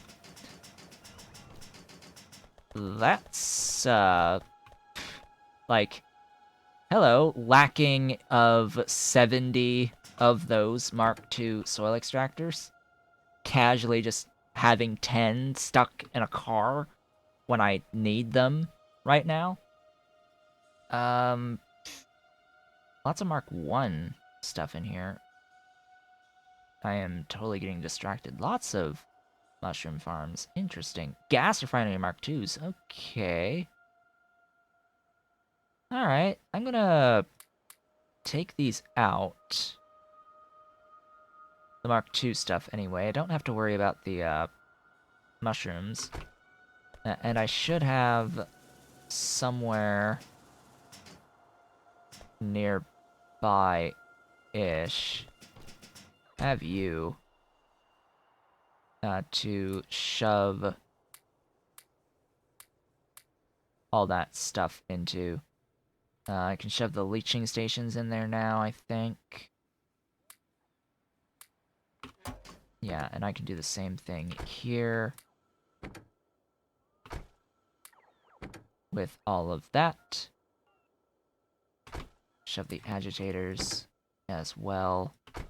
Definitely the casting units. Keeping some for me.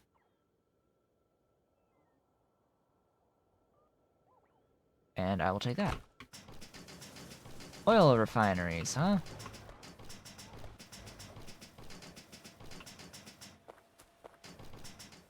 Let's go.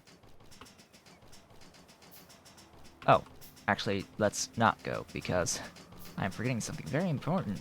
Very, very important. I am missing here. Where am I making these things again? I always forget. Where are... There. I see them. Eyes sees them! Tholen plants and atmospheric extractors. Yeah. Full. So, Tholens for acetone. That is what I'll be doing here next. That is my next Tholen-based thing. So I just want to, like, for reference, folks, for the moment. So Tholens are incredibly useful. Some people see them as cheating, when in actuality they are designed to be used when you are otherwise lacking specific resources. However, they are the objectively best method, or I'll say that they are, in some cases, objectively better than other processes in terms of efficiency, as in the case with acetylene. It is technically more energy efficient, megajoule per megajoule, to do Tholen-based acetylene. Technically speaking. Even though you can get infinite supplies of coke via biotic methods, it is still megajoule for megajoule a more efficient process to use Tholens. With efficiency modules as well, just another for reference. But when it comes to other things, it's just easier, like chlorine, for example. It's just easier to get chlorine out of Tholens. It's just easier to get acetone out of Tholens. It's just easier to get propene out of Tholens. There's a lot of things that tholins are used can be used to make. So, I've even seen them be used from formaldehyde. I'll disagree with that. I think the formaldehyde is easy in and of itself to make, unless you want to not spend plates on it. If you don't want to spend metal plates, then sure, go for it. Methane is pointless, syngas is pointless, refined syngas is pointless, propene is useful, methanol is pointless, acetone is very useful, if not required. Chlorine is useful, hydrogen is pointless, nitrogen is pointless, acetylene is objectively better, acid gas is pointless, ammonia is mostly pointless, benzene, there is an argument, carbon dioxide is pointless, cyanic acid is pointless, ethylene might be useful, but... And then there's, I think, some others that'll show up as I increase tech level that might or might not be pointless as well, but, you know, acetone is quite useful. How much acetone am I going to need? Let's pull out a, thingy here. I said I needed 12, right? Per second? So 12 and a half, it's 1 to 1, and it gives me a little tiny itty bitty bit of ammonia. So, let's see, that's 2 of these, that's 33. 33, so... 7? How many in a line? Oh, just 14. Alright. Yeah, so... Duh. Tholins is just obvious. An obvious choice here. I don't like that you exist there.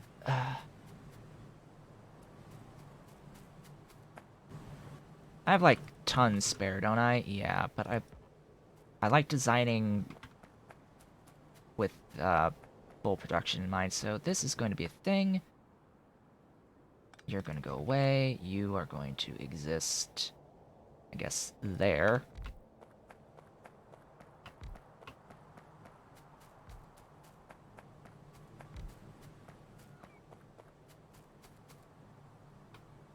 Interesting, you have your thingies facing the wrong direction from where I want you to face.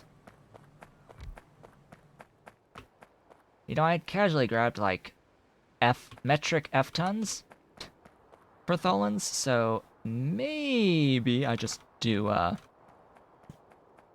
bit of copy-paste, fill out the rest of the thing, but I think I'm not going to do that. You are gonna get copied and pasted down right there.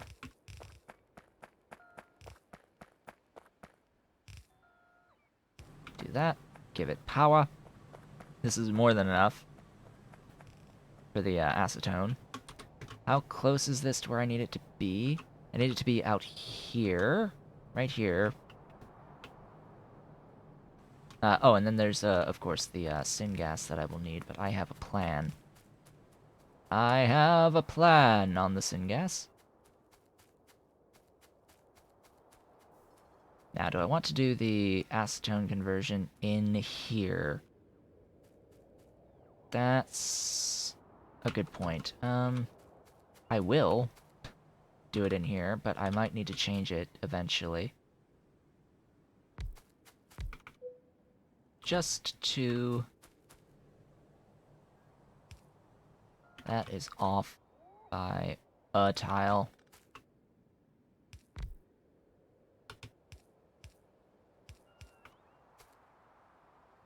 Give it some power. Give it some efficiency. Hello. Hello, chat. I've just been working on my setup for high-grade iron. I'm on a point where I need to have some organic solvent. Question! What is your question? What is the question?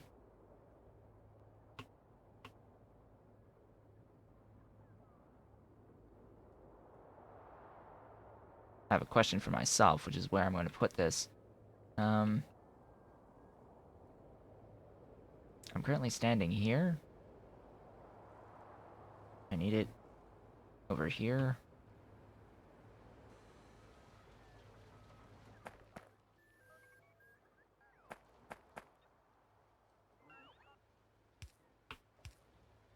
Let's bring it over.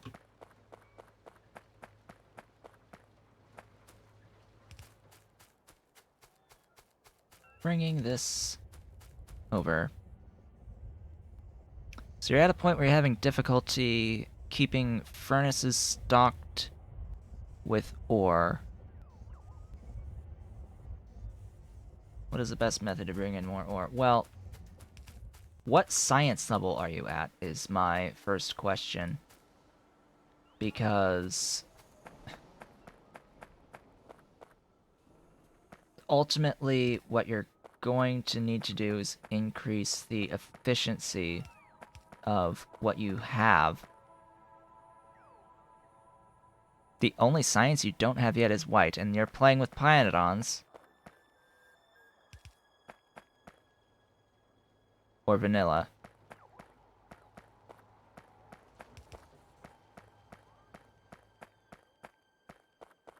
Like, what's the mod suite? Because if you're playing with Pyanodons, oh yeah, you're playing vanilla, and you are having trouble supplying your furnace lines.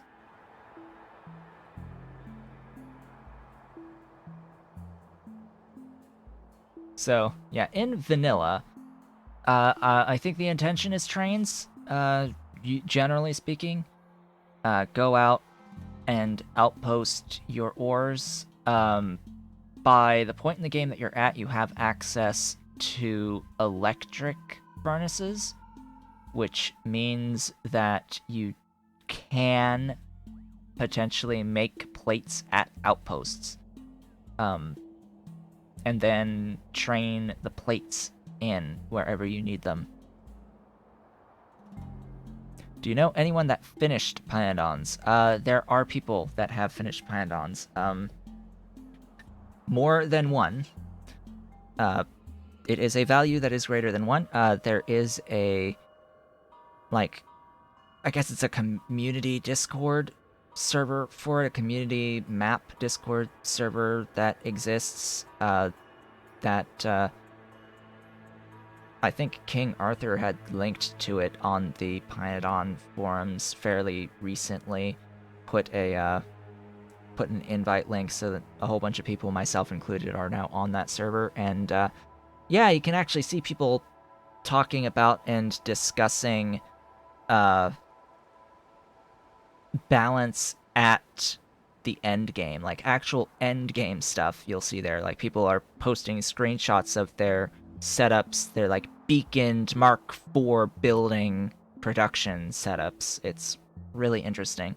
And there is a thread on the forum of someone who had gotten up to space science, but they weren't using one of the mods. I forget which one they weren't using, but it wasn't the full 6 that are currently available. So, yeah, it's been done. And right now there's actually lots of conversations about balancing of diamonds in particular, as well as balancing of the molybdenum requirements for things like the alloys, super alloy. Just general stuff. I think we're trying to convince Pyanodon to do a bit of balancing passes. Just a couple of balances. Diamonds being one. Personally, I would like to see kimberlite being available through ground boring. That's just me. I would like to see ground boring recipes for kimberlite, for rare earth, and for like the regolite rocks. Like these three are notably missing from ground boring. They would all like need drilling fluid 3, I would imagine, to do the ground boring of them, but those are like notably missing from ground boring recipes.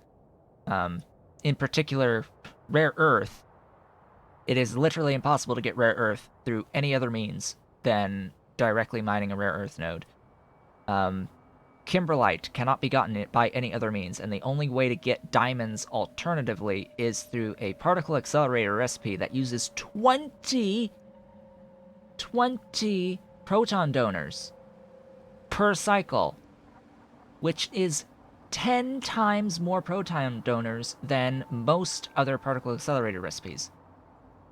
And it only gives back your crystallographic substrate at 30% of the time, versus other recipes that are like 60% of the time, I think. The only other particle accelerator recipe that uses 20 proton donors is helium, is making helium. And there is a good reason for that. There is good reason to have it use that many proton donors for helium, because you don't want a situation where people are setting up production of helium through the particle accelerator, which is supposed to consume a lot of power, and end up having a net positive power when using your helium for fusion. So there is a very valid argument for how many proton donors are used for helium. There is no real good reason for it using that many proton donors on diamonds, especially when you need like the equivalent of 5.33 proton donors per second to make enough diamonds through particle accelerators to feed 1 purple science per second. 1 purple science per second needs the equivalent of like 5 1/3 of the proton donors, which means 5 1/3 boron, 5 1/3 nichrome, and everything else involved in making both the crystallographic substrate and the actual proton donor itself. And if you actually look at the amount of buildings, the amount of Mark II buildings, like Mark II buildings and the standard FP reactors, if you look at that, it ends up being like over 50 of the assembling machines, 50 of the Mark II automated factories, which are huge, and like 40 some odd FB reactors, something like that. It's like insane, because the crystallographic substrate and the proton donor recipes are really slow. They are really slow, so you need a lot more buildings to make up for that. Where are my thingies? These are the thingies that I so desire. Let's see if I can fit this in, like, here.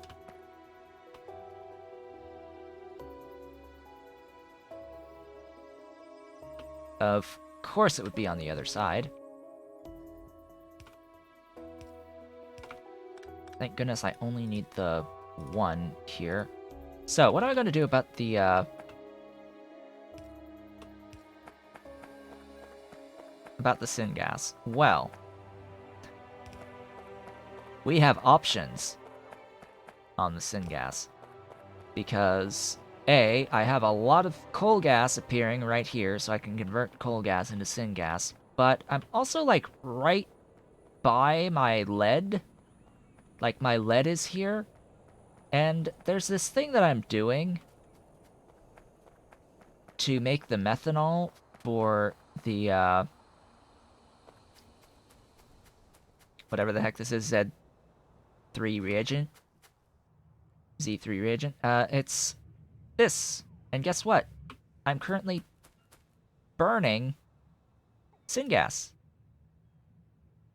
I'm currently burning syngas.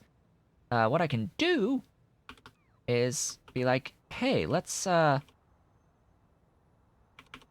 Let's just casually burn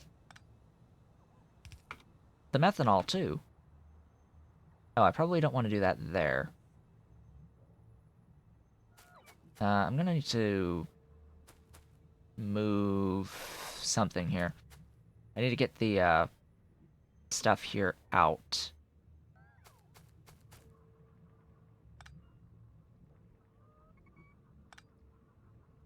I'll do it this way.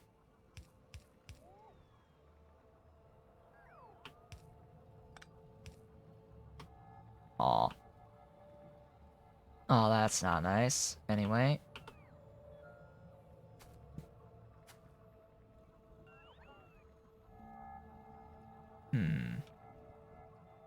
That...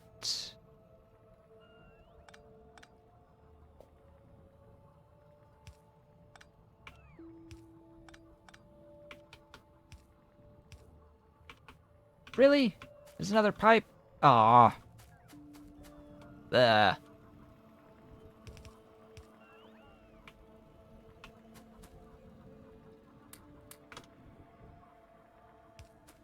Pipe Getty time. It's always time for Pipe Getty time. More like Pipe Geddon.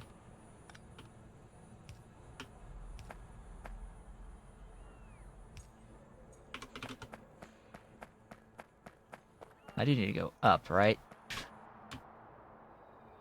I'm standing here. I need to bring it over here. Yeah.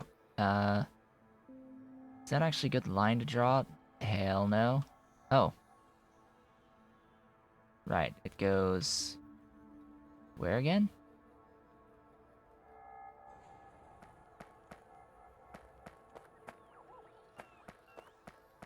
There you are.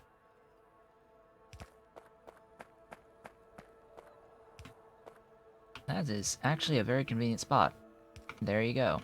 Syngas time!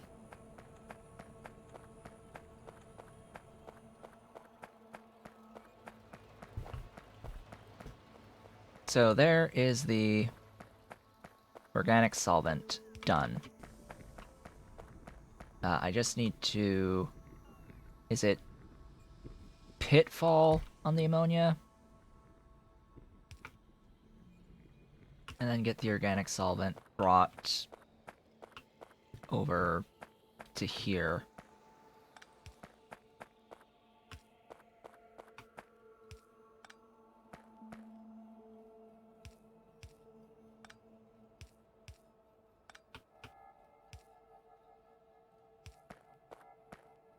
There we go.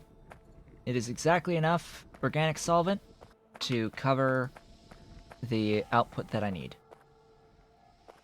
And I've got a convenient acetone line out here as well as some syngas. Should have plenty of syngas, by the way, coming in from that other process. So, hey, congratulations! I now have Iron Pulp 4 of 7. Iron Pulp 5. Where am I gonna put this one? Let's put it right down here, I guess. Iron Pulp 5. This one is, thankfully, much simpler. So this was 1-to-1, which means I have... You've never seen Pi? See some major changes. Yeah. So Pyanodons is considered to be the most complex overhaul of Factorio in current existence. It adds over 1,700 new items to the game. It completely reworks literally everything about the game. Like, everything is reworked. The start of the game may seem a little bit similar to vanilla, but outside of those small similarities, it completely changes the game fully. It is absolutely stable. It is not in testing, per se, at the moment. Why are you backed up? Hello? I guess it's throughput limited. Anyway. Yeah, so there's lots and lots and lots of things added to it. In particular, what I'm working on right now is part of the raw ores section of the mod. So Pyanodon's mods is a set of 6 currently overhauls. And this one that I'm doing now is called Raw Ores. And what it does is it greatly expands the processing of ore into plates, ultimately. And it starts off very inefficient. Very inefficient. We're talking on the order of you're going to shove a yellow belt into a furnace line, and it's only going to give you, like, less than 2 plates per second in the end from a full belt of ore. But over time, as you get access to more complex processes, you'll get more and more and more out of your ores. It also adds a whole bunch of different ore types, so you have a lot more than just iron and copper and stone and coal and uranium to deal with. You've got tin, lead, titanium, aluminium, nickel, zinc, chromium, molybdenum, quartz, borax, and then a whole bunch of other things like kimberlite for diamonds, regulites for helium. You've got sulfur veins. You've got tar, different levels of oil that you can access at different points in the game. It's huge. It's huge. It's huge. Huge. H-U-U-G-E. Huge. Let's see. I will need 3 of you.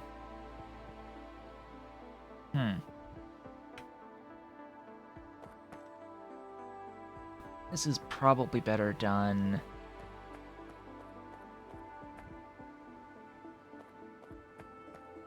down a little bit. I'll try to squeeze this in right there. So yeah, it's great. I like it a lot. If you don't know what you're doing in the early game, it can be slow. A bit painfully slow. And that is an issue that should be addressed. If you know what you're doing, there is enough to do. There is actually enough to do in the early game to not have situations where you're just sitting around doing nothing. It may feel like you have to sit around and do nothing. No, you should not be sitting around doing nothing in the early game. If you are stuck handcrafting stuff in the early game, you should be chopping trees, because you will literally need thousands of units of wood to get up to the point of automating your wood. So you absolutely should not be sitting around doing nothing in the early game. That's just no. Don't do it. Don't fall into that trap of thinking that there's nothing to do in the early game when you really should be going around hunting for wood. It is absolutely a trap that I think a lot of people fall into because they don't realize, they don't really understand exactly how much wood is going to be needed to handcraft the amount of circuits that you're going to need to build the buildings that you need, let alone the amount minimum amount that you need to get enough science to get to the point of being able to actually start automating the wood production. Which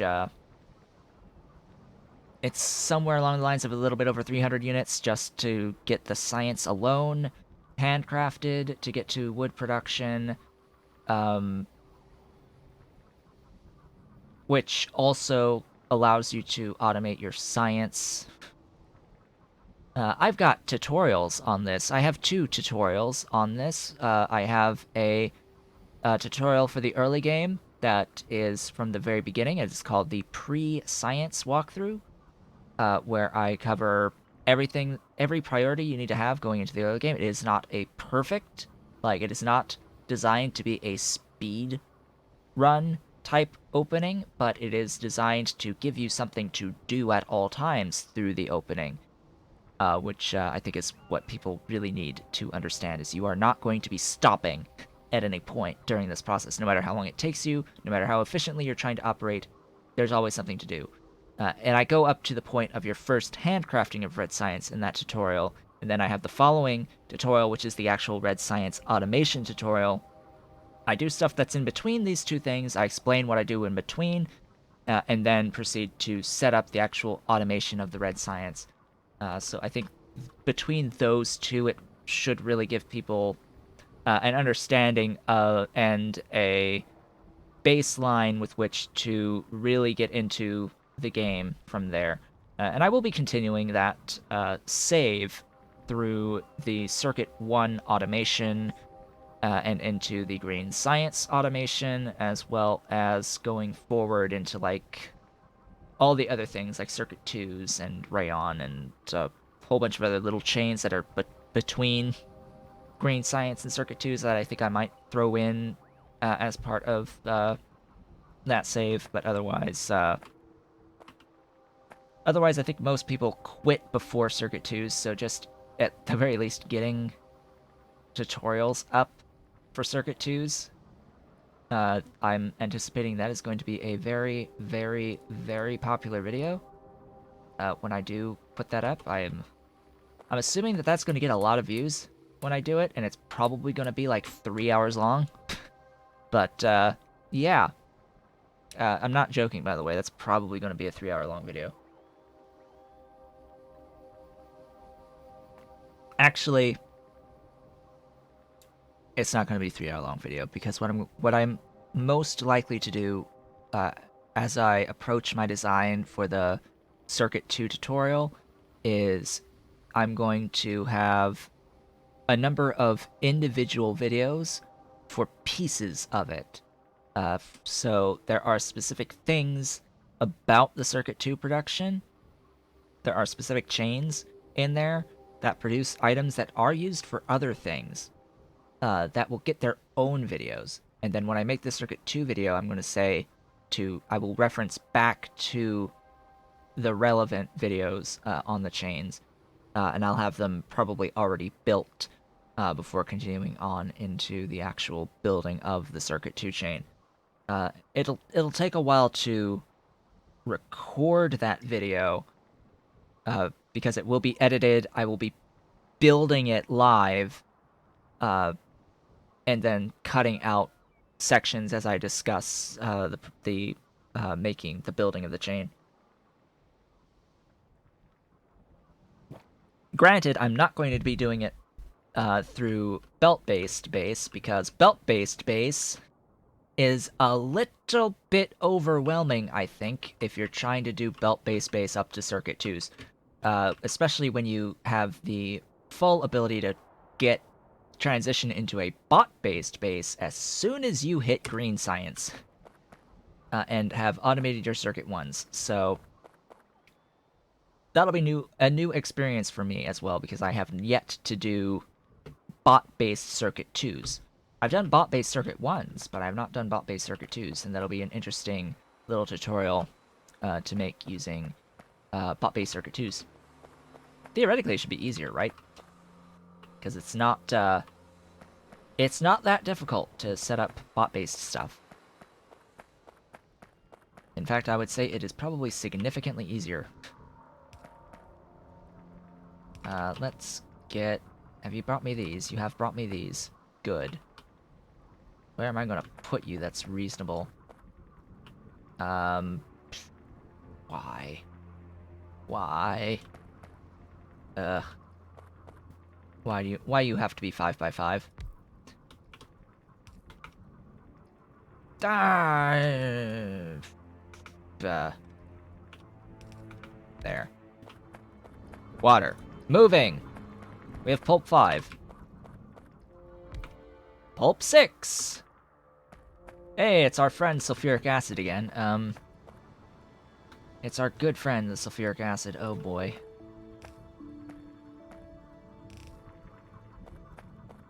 Right.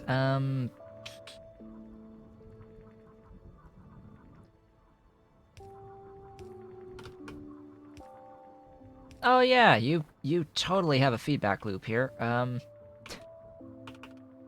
Right. This totes has a feedback loop here. This is not going to be pretty.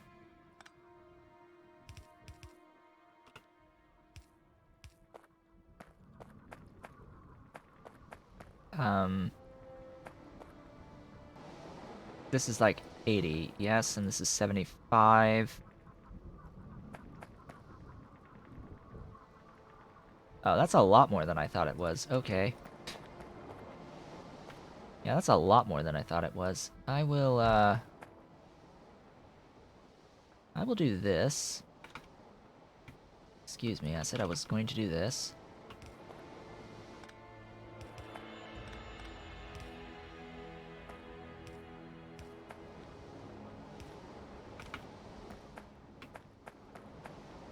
One, 2, 3, 4, 5, 6, 7, 8, 9, 10.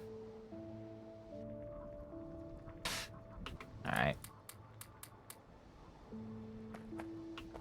Sure. Bring me more pumps. I always forget where the pumps are. Where are my pumps? It's in one of these. It's in one of these. Pumps! Right there. Fusion. Pumps be in fusion energy. Oh, hey, I can make them.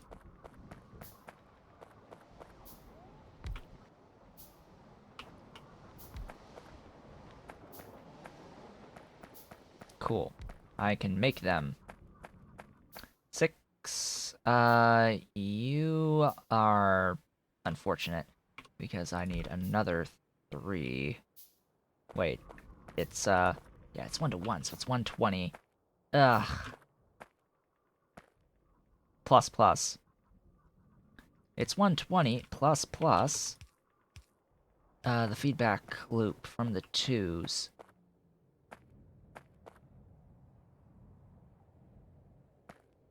Which, yeah, I do hope.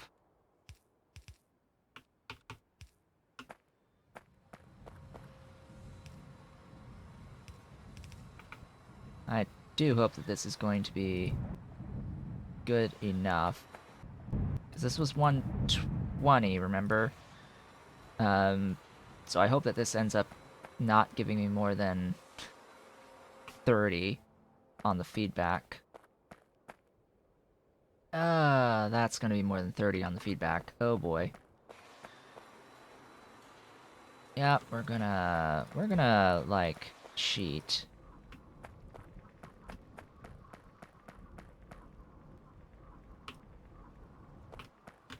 Yeah, that'll probably do. Yeah, let's just cheat. Sure. Going to need to... Ugh. That's disappointing.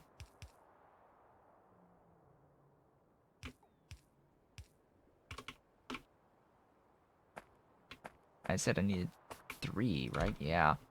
Oh boy. Oh boy, that's fun. Quote unquote. It's fun, right? It's gonna be fun doing all this. Might have to move this down. We'll see.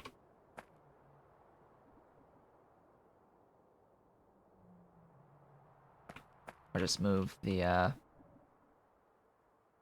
thingy here over.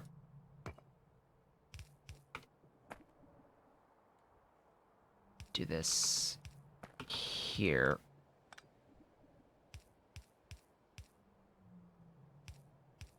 By the way, these are going to be voided. Da da da da. 1, 2, 3. Then I have to find a spot to hook up all of you.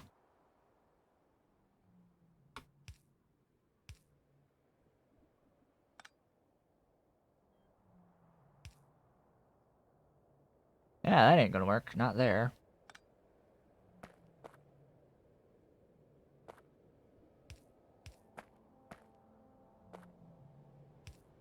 Oh, hey, I happen to just put these right here.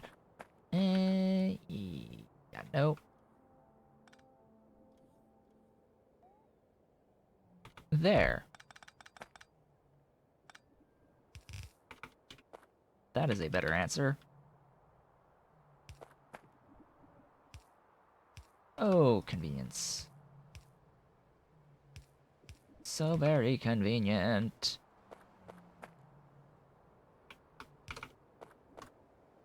Let's see, how much sulfuric? 90. Oh boy. Am I overproducing by like 90 here? I don't think so.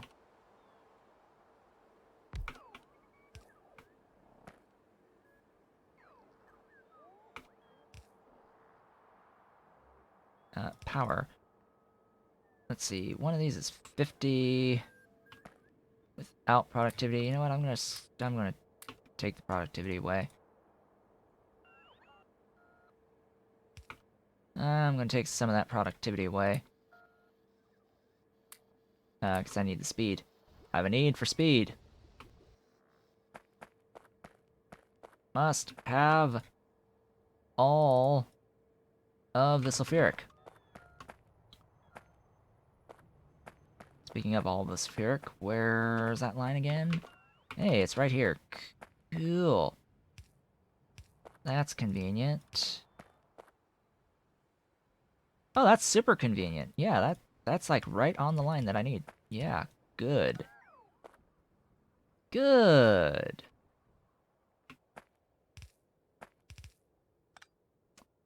Do do do do. Do do.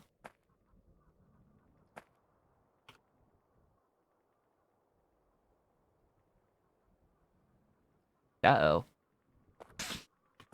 Duh-oh. Yeah, that's another 270. You...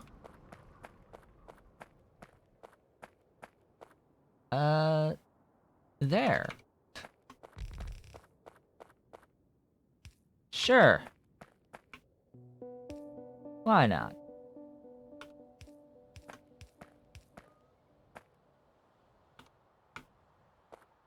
Yeah, that works. That'll work.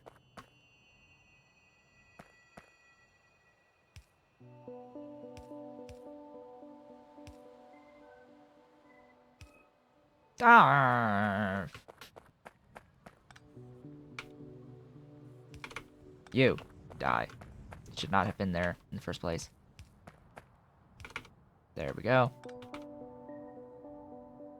Iron pulp 5s. Iron pulp 5s. And power all the things.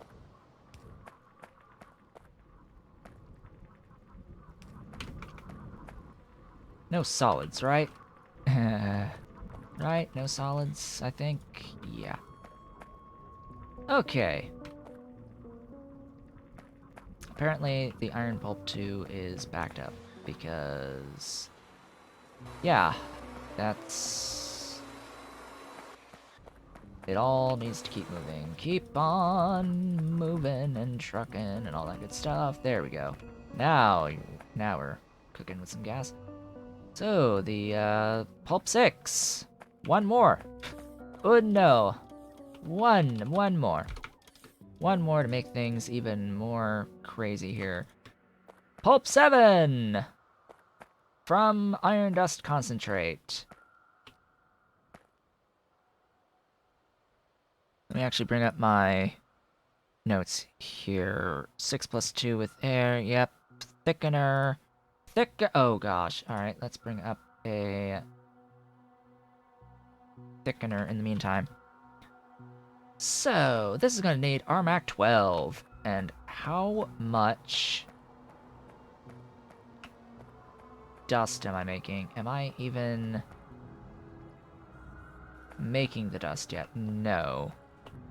I'm not even making the dust yet. It's, I think, ball mills. So, iron concentrate... Yes, it is ball mills. So, yeah. Also, no, I need those thickeners, but I also need some ball mill Mark IIs.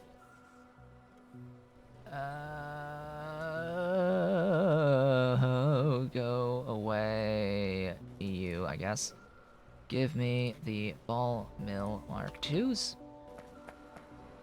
So much steps! Yes, so much steps. So much steps. We've got like half an hour as well, and I plan on finishing this. We're almost there. We're almost there, actually. There's only... this is actually the end. It's the... concentrate into concentrate dust into pulp 7. It is the pulp 6 into pulp 7, and then it's the pulp 7 into high grade.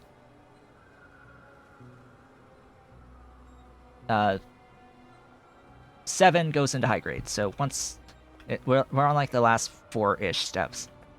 Then I need all the basic oxygen furnaces to convert stuff, and yeah, it'll be great. It'll be fantastic. Although I will need this Armac 12 as well, and that is going to be in mixers. Armac 12, right there. From, oh hey, it's our friend, Ammonia. Yeah, Ammonia's a friend.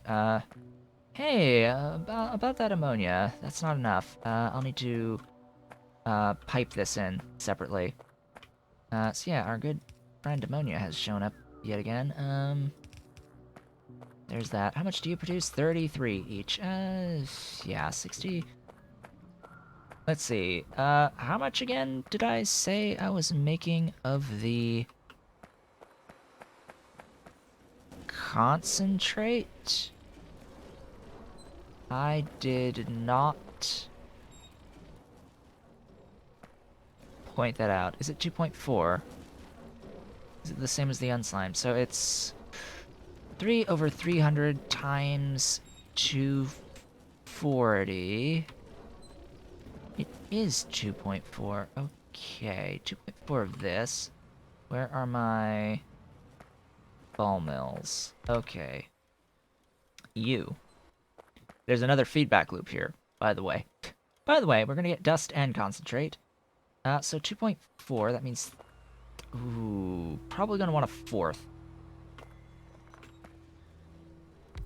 Probably gonna want 4 here to, cover the eventuality of the, feedback loop here. That means more of these. Oh, come on, autosave. Auto-saving! 216 hours now. Let's see. You are the iron dust concentrate.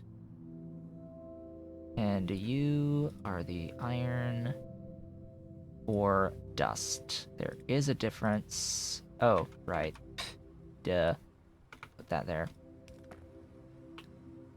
Grab these. Iron ore dusts must leave.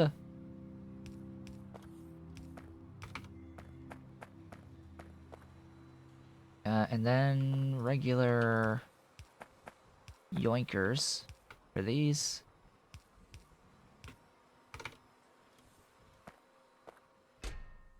Let's get more. Requested. Give it all glorious power. That's gonna make that. Give us a nice feedback loop. And then these guys, the dust concentrate, is what this is going to be processing. What is the amount? Ooh boy, what is the amount here? It is 1 to 1. Oh boy.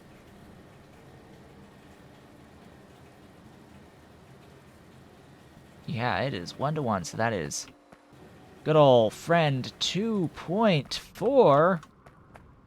Greater than 2.4. So that means I need 2 of these beautiful things. Yeah, about that.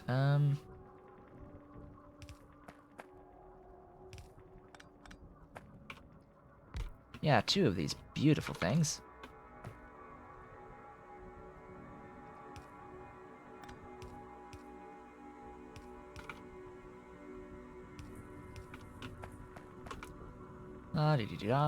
Do that. There's your purple 7. From there. Getting a little tight. Getting a little tight here. And how many of these? Ooh, yeah, that's a little bit. I think, yeah, we'll do 3. We'll do 3.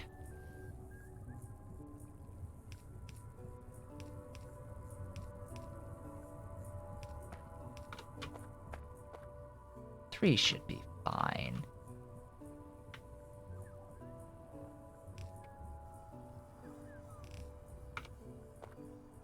How many oleochemicals is that? Plenty. Oh, Oleo, wherefore art thou? Thar you are.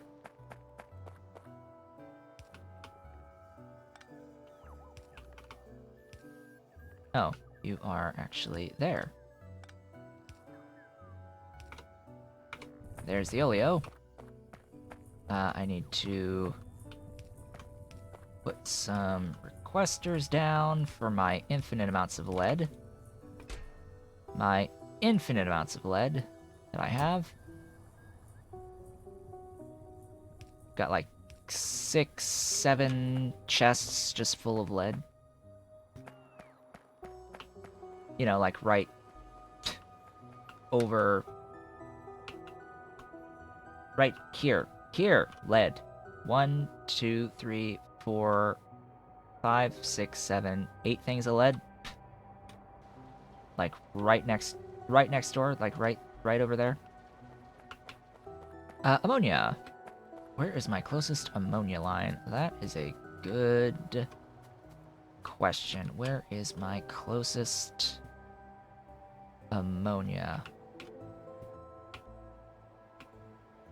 Probably non-existent. I'm making ammonia here. I've got this. Where are you going? Here, to here, to here, to here. So I think I have to take this line and bring it up, over and up, all the way to there. So, oh, we've got a bit of a hike ahead of us. So I'm going to do this way. Could I make ammonia locally? Sure. I guess, but do I want to? Probably not, actually. Alright, ammonia.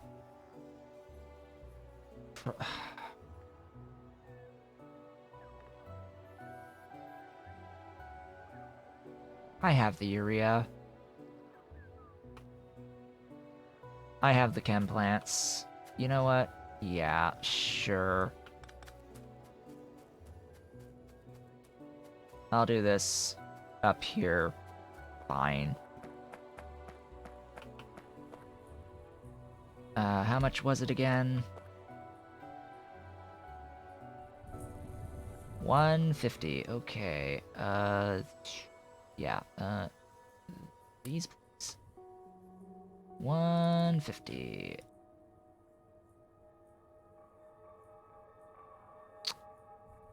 All right. 4, 5, 10.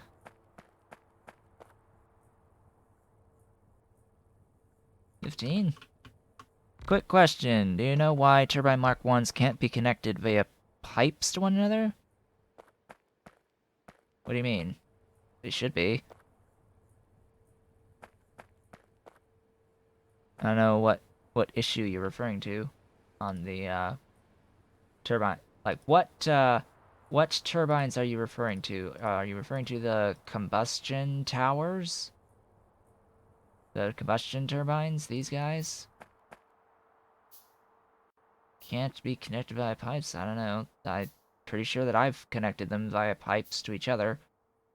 You do have the option of sticking them side by side. They will flow into each other. It might have to do with something with the in and out, but I mean, they should be functionally the same as a as the water flow through a boiler. So you can do this just fine.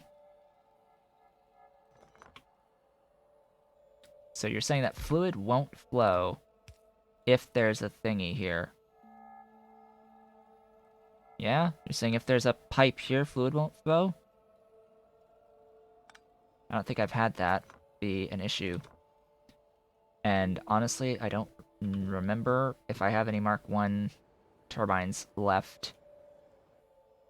I have one Mark 1 turbine right there, and it's not even connected. Yeah, I don't have any power being generated from Mark 1 turbines anywhere. Oh, apparently I have 7.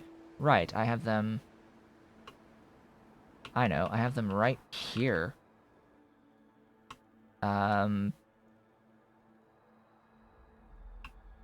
So... let's see, I don't... yeah, so here... I guess it's not... this is not an example of that, is it? Because the fluid here is being input, it's not passing through. So you're saying if there was a one right here and there was a pipe right there, you're saying that it's not going to flow through this pipe. That's what you're saying. And you're doing pi block. That shouldn't matter. Shouldn't, theoretically, that you're playing it on pi block. So this type of a setup, you're saying, isn't flowing through the pipe, which would be annoying if you're trying to do a, like, angle, like turning something. I'm assuming that you're trying to turn the flow and you have something like here, or you're trying to have them side by side, right? But no, if you're doing it side by side, they should just flow into each other, just rotate to flow into each other. So I'm assuming you're trying to change the direction. Oh, you're running belts between them. Ah, so then you're doing underground here, right? You know, technically my robots should be sending themselves out to put that down. So we'll find out eventually. In the meantime, though...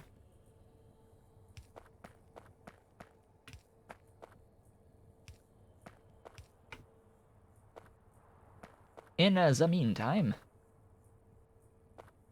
these need...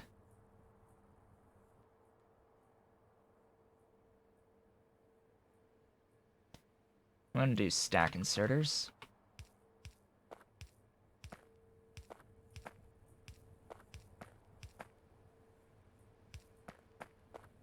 I am automating them, so I have them. I am automating the Mark 1 and the Mark 2 turbines, so I have the turbines, and I have the pipes. It's just flight time. Actually, yes, I will request a lot. Now, this is a lot of... Like, this is a lot of urea, but I'm making a lot. I'm making like 60 per second. I have this. I have this making, I think it's 60 per second. It's like, I have the urea. I have the urea for now. And that will be the ammonia for the key exception. What I'm going to do here is I'm going to actually just... Oh, right. Yeah, so this will be like so. Ooh, that's a problem. You get to be there.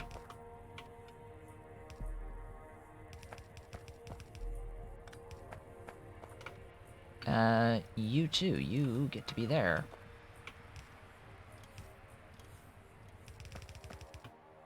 And that is that. Let's have another look. See, so... the pipe's not there yet.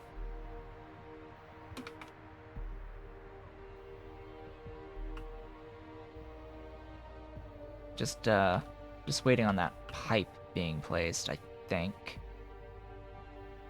Because, that's still the ghost. There's the pipe. Here it comes! Here comes the pipe. There is the pipe, and that is true. That is absolutely a thing. The combustion mixture will not flow out into a pipe. It is confirmed. It does not flow out into a pipe from a combustion turbine. It is not flowing into a pipe.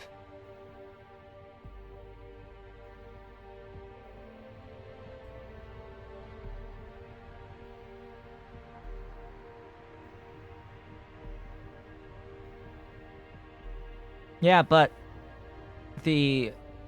so the behavior with the in and out with boilers is that the water will flow through a boiler, right?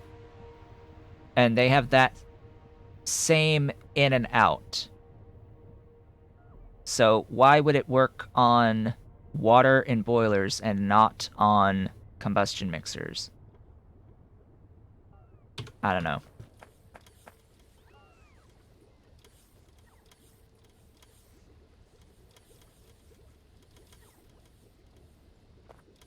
Because that mechanic is used for water for boilers and for steam turbines. It passes through the steam on the steam turbines just fine. You can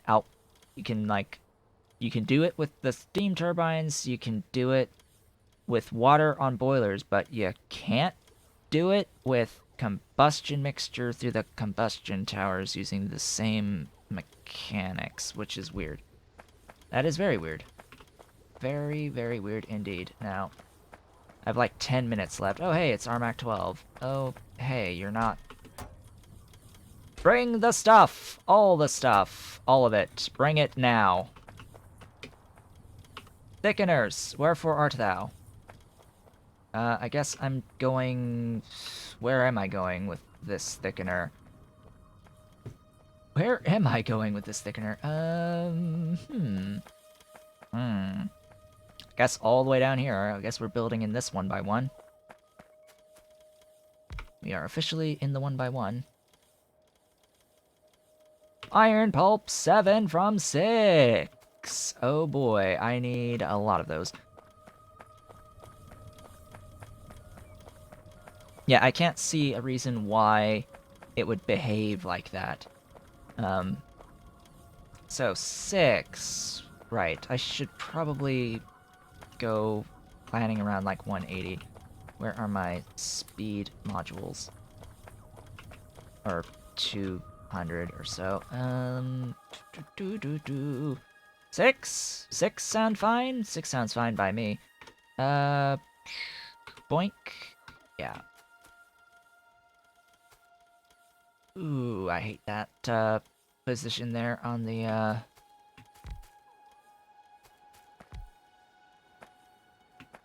Wow. That is craptacular spacing. Alright. Boink.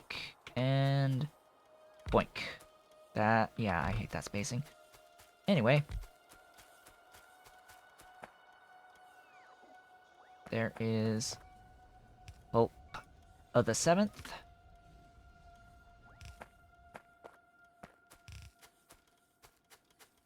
From Pulp the 6th.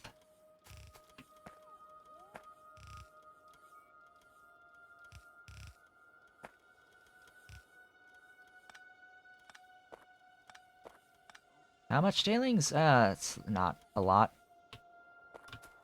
Not a lot at all. That should be plenty enough.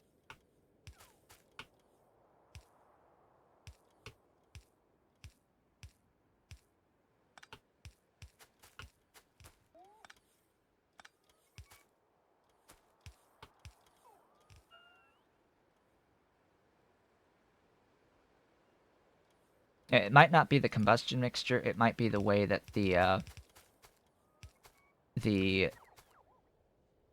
fluid box is coded. It might not be verbatim the same as the boiler boxes, but I honestly don't know. I would have to look at the actual code.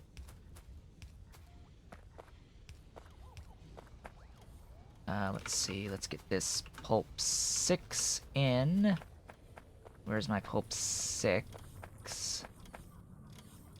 Located right here. I can go right down to there.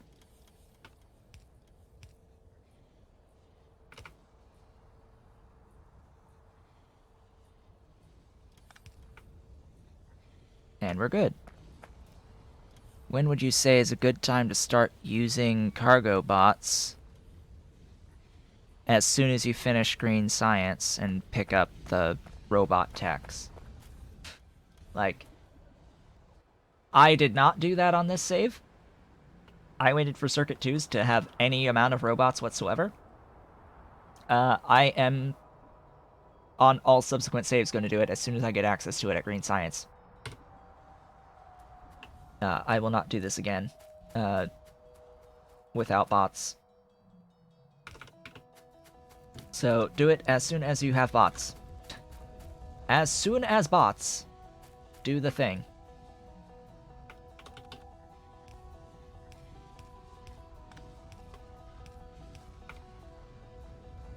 Okay, Pulp 7. That just means I have to hook up my Pulp 7 now. I can do this. Like so. Hacking stuff quickly together in the last 5 minutes. Alright, are you ready to see high-grade iron? I know I am more than ready to see some high-grade iron. I am absolutely beyond ready to see some high-grade iron here. Yeah, Pulp 7. Pulp 7 with filtration media. Now, how much Pulp 7 am I getting? I am getting 100 of it. Okay, that is 2 of these. Glorious things. I will go ahead and do that.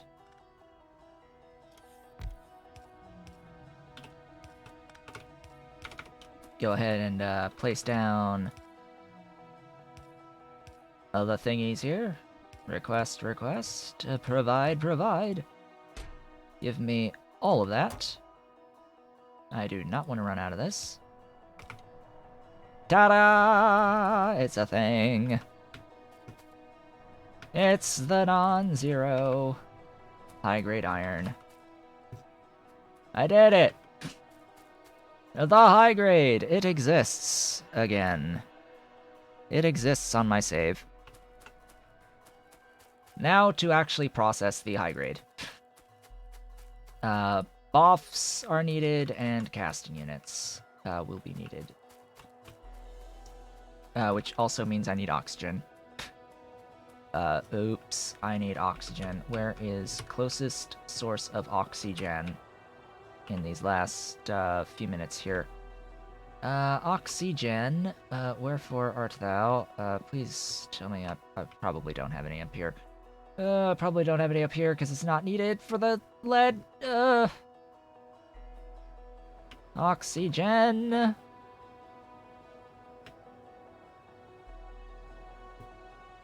Wherefore art thou, oxygen? I'll probably just have to make it locally. Alright, oxygen. How are you routed? How have you been routed? Hey, there it is. There's my oxygen. Wait, what? Where? Here, ooh!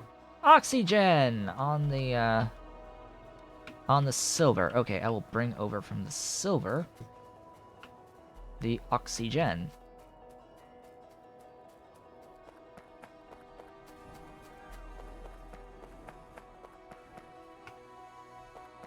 Oh, hello, you there.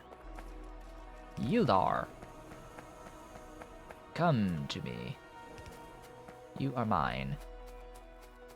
You are not in good position right there. You will go, like, here. Yeah. That's a better spot. As my dudes are bringing me thingies. Yep, they are bringing me thingies. Excellent, excellent, excellent. I will, of course, finish this today, since we are so close. You there. High grade. Glorious, beautiful high grade. How much high grade is it? Out of the 100? 2.8 over 120 times 100. 2.3. All right. So long as I can do that much, I guess. 9.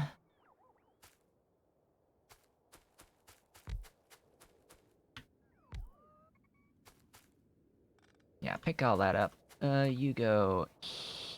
Yeah. What are you?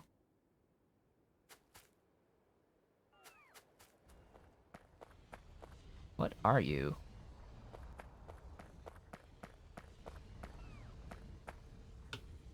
Oh, right. That was the, that was to be the ammonia.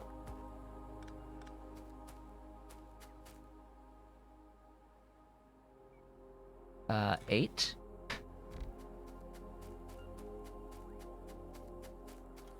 Yeah, I know it, like, it's overflowing, but, eh. I like it as is. Okay, what am I going to do here? That will request those. It also needs to request fuel. And its fuel will be some coke. Some coke. High grade, little bit higher. Borax, little bit higher. Get from chests. Copy, paste, paste, paste, paste, paste, paste, paste, and paste. Probably going to reverse these, just so that the oxygen is on the bottom.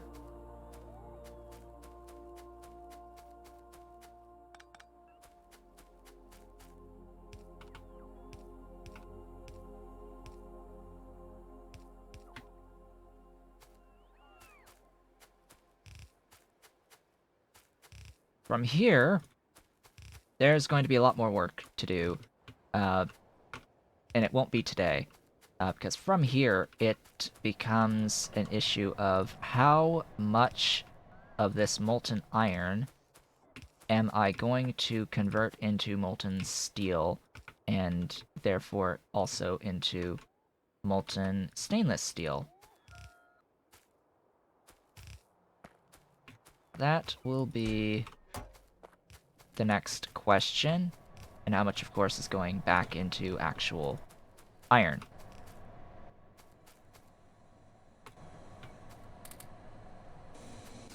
Go, go, go! It is our first molten iron out of our high grade. And have a look at how much iron is being made out of how much molten iron is being produced here.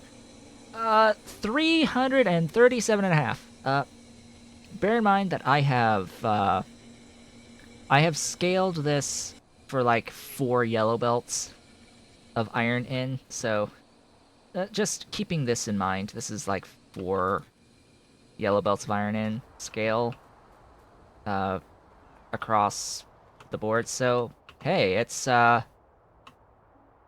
humble beginnings to the molten iron. That's what we've finished today. Finished off the from this point on the pulp 2 into this stuff, into this, and all of this, getting the organic solvent done, getting the Armac 12 done, getting the Xylenol done, transitioned over this setup to be focused purely on tar out, got this one focusing on providing excess tar and saline with voiding tailings, got tailings brought up to feed the crude being produced out of here, produced the petroleum sulfonates, brought in the sulfuric acid, making it locally, brought in the saline, and wired up all of the oleochemicals to do all of the glorious things. That is going to wrap up today's stream. Alla frickin' Luya, we've managed to get the molten high-grade iron, the molten from high-grade iron. It's the base is looking good.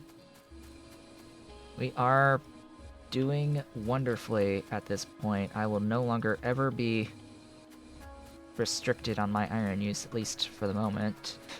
At least for the moment. For the foreseeable immediate future, I won't be stuck with iron anytime, without having iron anytime soon. So yeah, from here, it is planning out how much of this is going into actual iron, how much is going into actual steel, how much is going to stainless steel, and how much is going to be used for super steel. Oh, it's going to be glorious. With that, I would like to thank you all for watching. This has been Otaku Showboat.